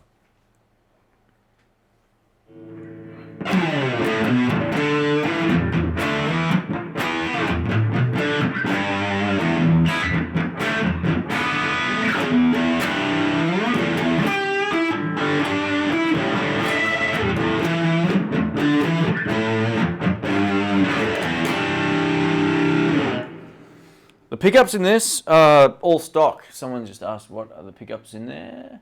Glenn? Yeah, whatever that came with, man. So I don't know. I gotta say, I like the bridge pickup way more than I like the neck pickup on this. The neck pickup's okay. It's just a little bit, it can be a little rolled out with certain amps. Although it sounds good now, right? It just depends on the kind of amp settings and tones you got going on.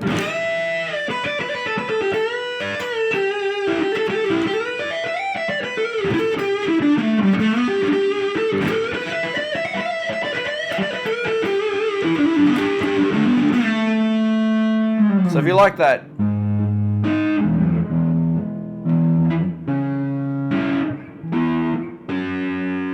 you know, that's all right.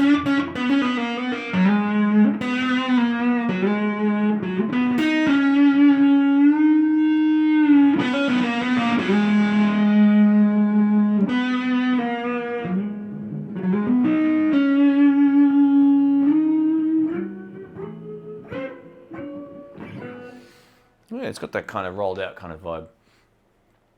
Do I use any pedals with the Fender Mustang? No, just plug straight in, dial it in. I can get an easily a giggable sound out of that amp just by plugging straight in. All I usually do is use the twin amp setting on it. I've got the green tube screamer running into it, always on. And then I just use my volume controller. I usually run a delay up in the effects loop section of it. That's it. That's it. Thanks, Kimbo. Thanks for hanging around. We might wrap it up soon anyway. It's been going a while, so if anyone has any questions, last minute questions, whatever, feel free to ask. There will be more Guitar Search Saturdays coming up. I'm probably going to try and release them every couple of weeks.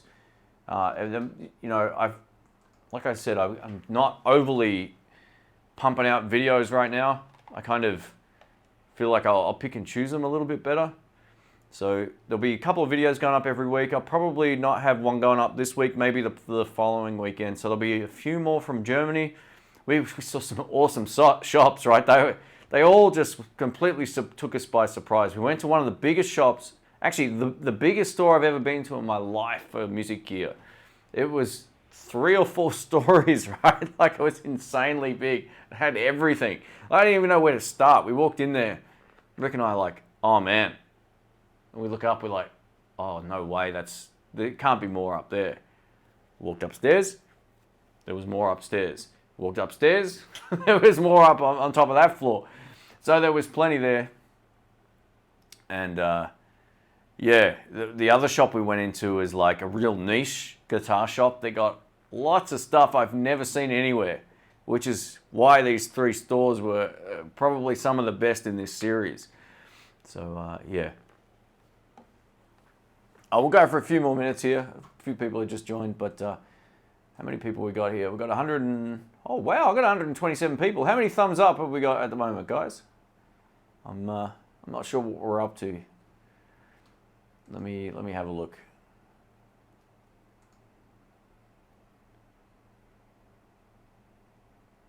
PAFs, 57s, or burst buckers in the Taco Les Paul, according to Google.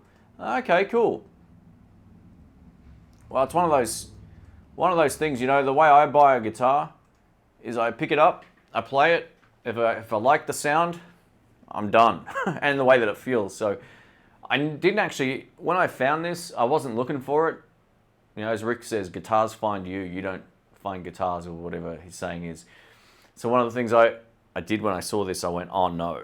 And I didn't like the color, right? I don't really like this sort of color. And I thought, I wanted the tobacco burst, but they didn't have the tobacco burst one.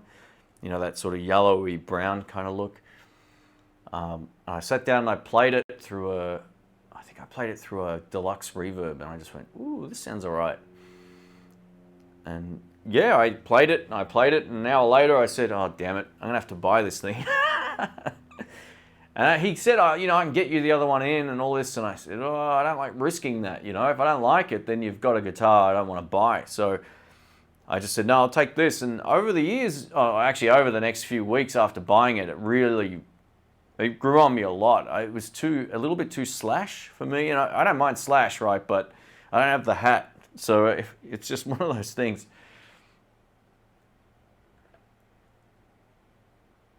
Color is pretty. It looks good on camera, I gotta say. Like, this is one guitar, every time I play it, I'm like, man, the finish is so nice on this thing. Like, it really is. It's a beautiful looking guitar. I'm pretty sure it's a one-piece back, like body as well. So, you know, it's pretty cool. It's got the vintage style tuners. So for those wondering, if you ever see Tokai instruments online, the Made in Japan ones will say Made in Japan on the back, and it's under the gloss. If it doesn't really say that, it's one of their Chinese models, which is still fine too. But I think on the Chinese ones, they use stickers. They don't just sort of like emboss or you know, put the font under the actual gloss.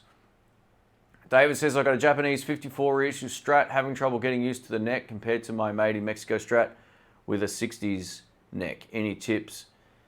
All right, so it'd be a fatter neck on the 54.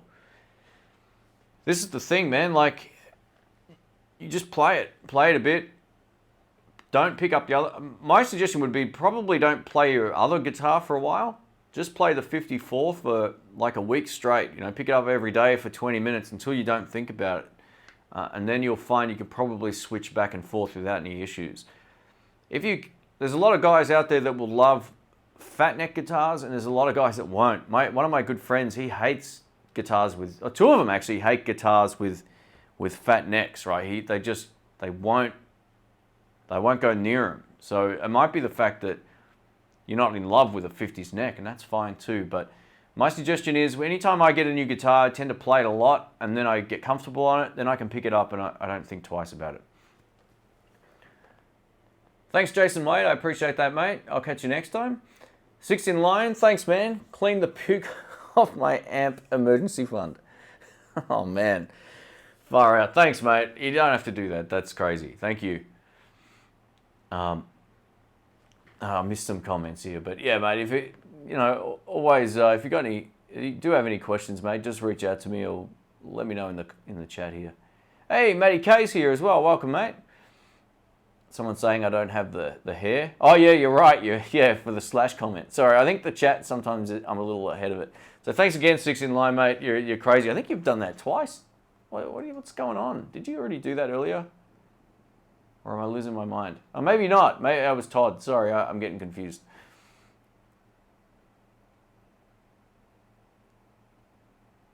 I think a real guitar player would be satisfied with any neck. No, look, it does also come down to, how big your hands are, right? I think that's one thing a lot of people don't take into consideration. I don't think every guitar is going to feel awesome for everybody. Like, there's people who have smaller hands that might not love playing like a full-blown 50s neck, or like a baseball bat one, but they'll love playing like a V, something like a Clapton neck or something like that. So there's guys out there that just can't really feel comfortable on a certain neck. But one thing I've learned over the years is play your same style on every guitar. That's all I'm gonna say. Like, I feel like I can get any of these and play the same 5 licks on all of them now. I've mastered my 5 licks.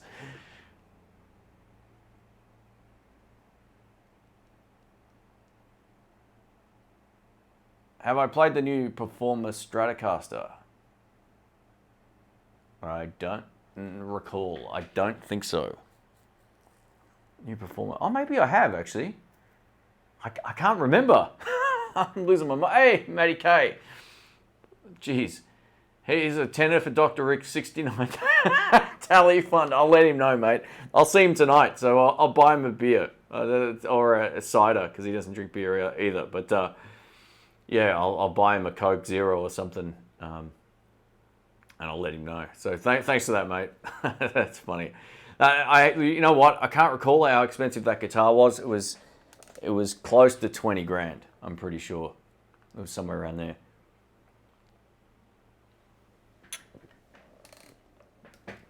Your boy wants to hear a bit of Dire Straits.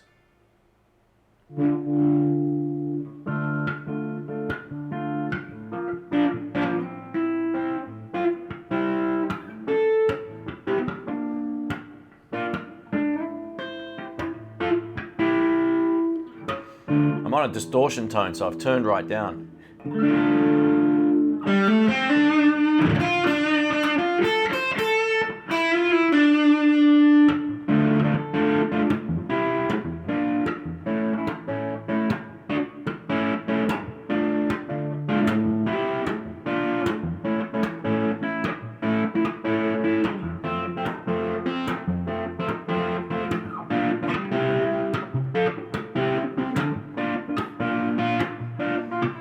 You ever thought about this song? It's such a flamenco song, you know. Listen to the strumming patterns on it. It's full flamenco.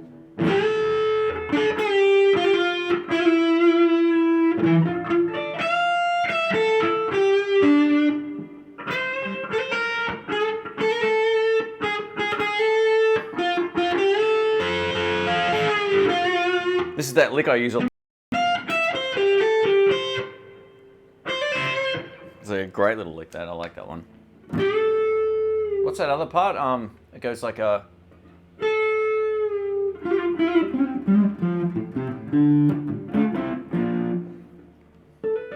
Yeah, anyway.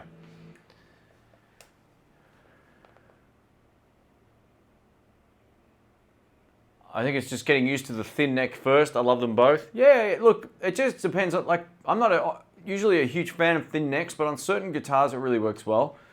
Like my Mexican Strat, I love I'm so used to that now. Honestly, I'd like the neck to be wider, but it feels fine. Like I can translate over from 50s neck to that guitar, no problems. Same with the PRS. The PRS is a wide, thin neck. It's not like I went out looking for that, but it really works well on that guitar. I've played PRSs with fatter necks since, and I just like the way that guitar feels for whatever reason. It's just one of those things. So I try not to overthink a lot of this stuff. You know, don't get too caught up in the specs and what you normally like. I wish I was a little bit more open-minded to certain things a while back. I would have definitely have bought different guitars over the years if I kind of feel as comfortable playing any guitar as I do now. So I didn't think I'd like a thicker neck until I have a Tally. Now I love that guitar. That's from Dan of NJ. Welcome. That's absolutely. Sometimes it's just the way it goes. You've had that guitar for a while. It still looks and sounds great. Thanks, mate. Well, I'm using the cheapest amp I have. A $99 practice amp.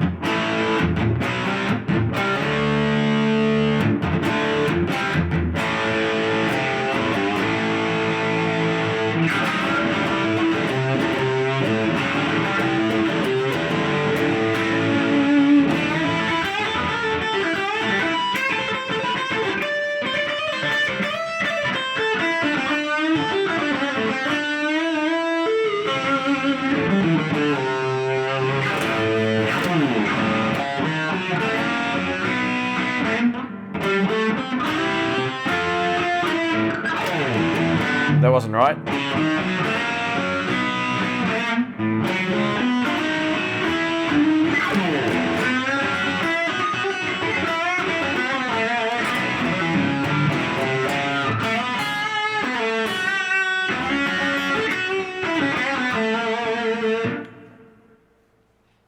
Man. Broke the internet. playing some Strat stuff on a Les Paul, on a fake Les Paul.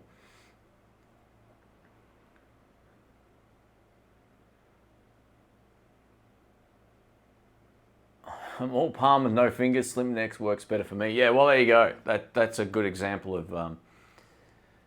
of some people that just won't like, having a wider neck. It's just one of those things. Matty K says, I have a PRS Silver Sky, and it's basically a 64 neck that's pretty narrow. I found I really like it compared to my super fat Tally neck. Yeah, they're nice guitars. I've seen one in person. I haven't, obviously there's no lefties, but I've picked up one of those guitars, and Rick did a demo of it on my channel ages ago. And yeah, he said it played pretty well. So, have you ever been hit with this YouTube copyright stuff? I have. Yep. And it was on a song that I produced.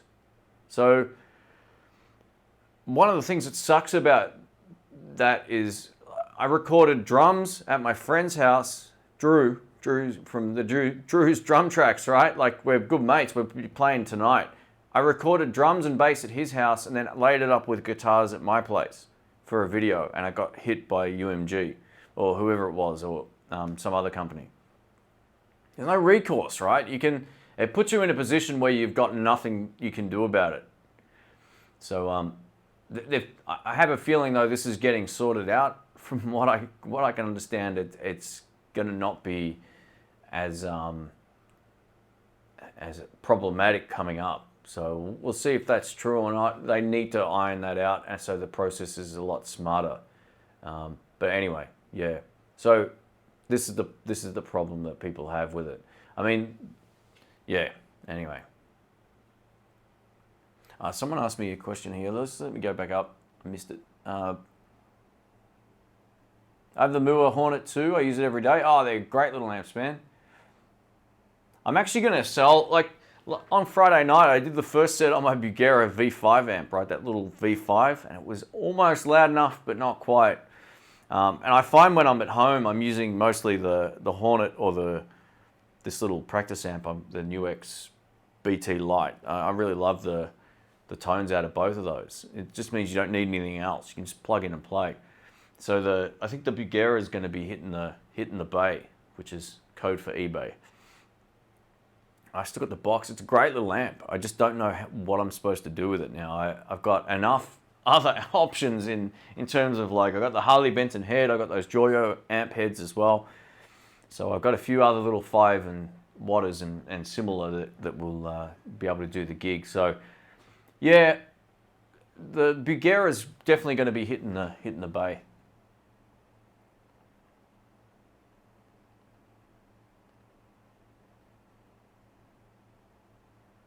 Oh man, I think I just missed a whole lot of stuff. Terry, welcome, mate. Sorry I didn't say hi before. Do you know Gibson is making lefties in the new models? If you go look on their site, they offer left or right. Yeah, absolutely. Yeah, I'm looking forward to seeing what the flying V's are like, mate. I can't wait. I know Jamal's here too. He's keen on checking those out too. Oh no, he bought one actually. What am I talking about? So yeah.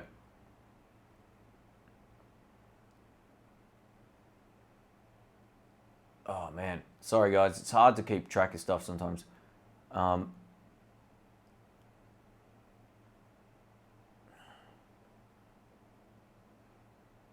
Played Les Paul for years and worked my butt off. Tried a Tally at a store, smaller neck. Play the same stuff, 30% less work. Well, there you go.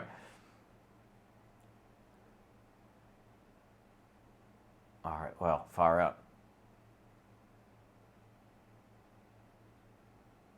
Yeah, I shared a video on my feed about that exact. I've had it happen to me too. It sucks. I took the video down. So the great thing, well, the lucky thing I should say about it is the fact that it was the intro clip, right? That I record. I record all my own intro clips. I don't use stuff from anything I don't have permission to use. Like if I use drums, I've paid for those drum samples, right? And they're mine. Like I got them from a guy that I either record them with Drew or I get them from Jim Dooley, right? And I've got a paid subscription to have access to those tracks.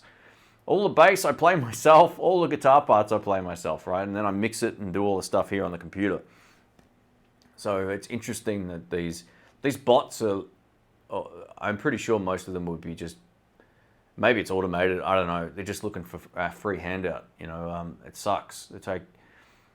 It'll get sorted out. It'll get sorted out.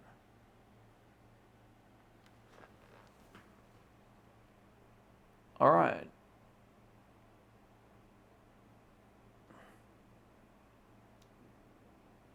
Damn, humidity sucks. I don't know what it's like outside today. I haven't been out yet. I'm going to go get some lunch in a moment. All right, guys, we've been going for I don't know how long. I mean, the stream died the first time around, and then we started again. So we've been going a while here. Let me just check. Wow. All right, 5 minutes, and then I'm out of here. That'll be the big 2 hour mark.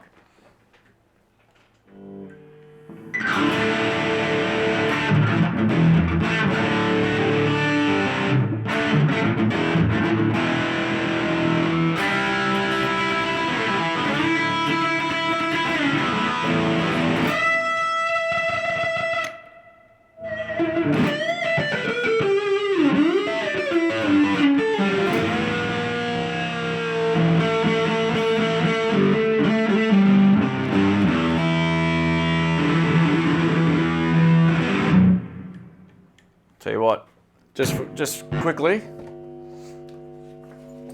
let's go back to this beast. We'll go bridge pickup.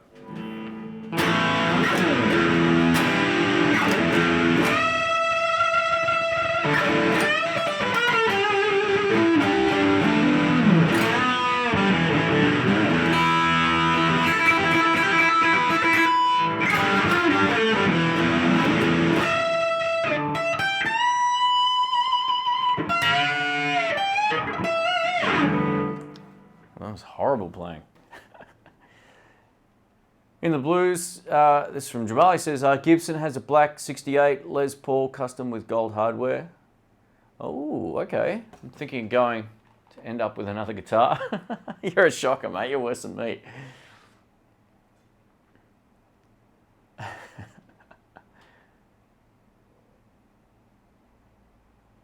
Yeah, the gold head. Yeah, it's just black guitars with gold hardware kind of look pretty cool.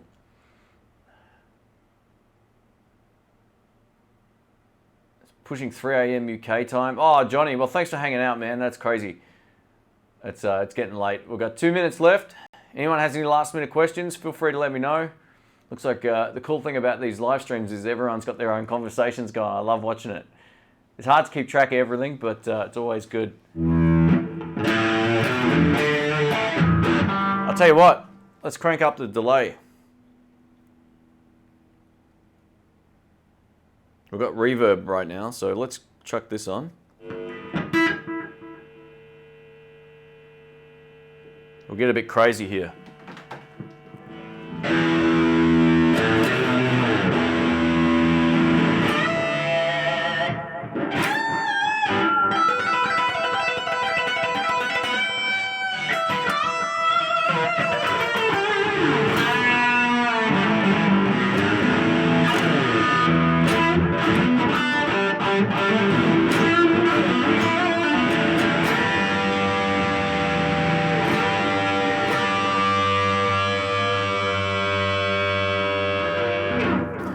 It's coming out of an amp this big, man. That's crazy.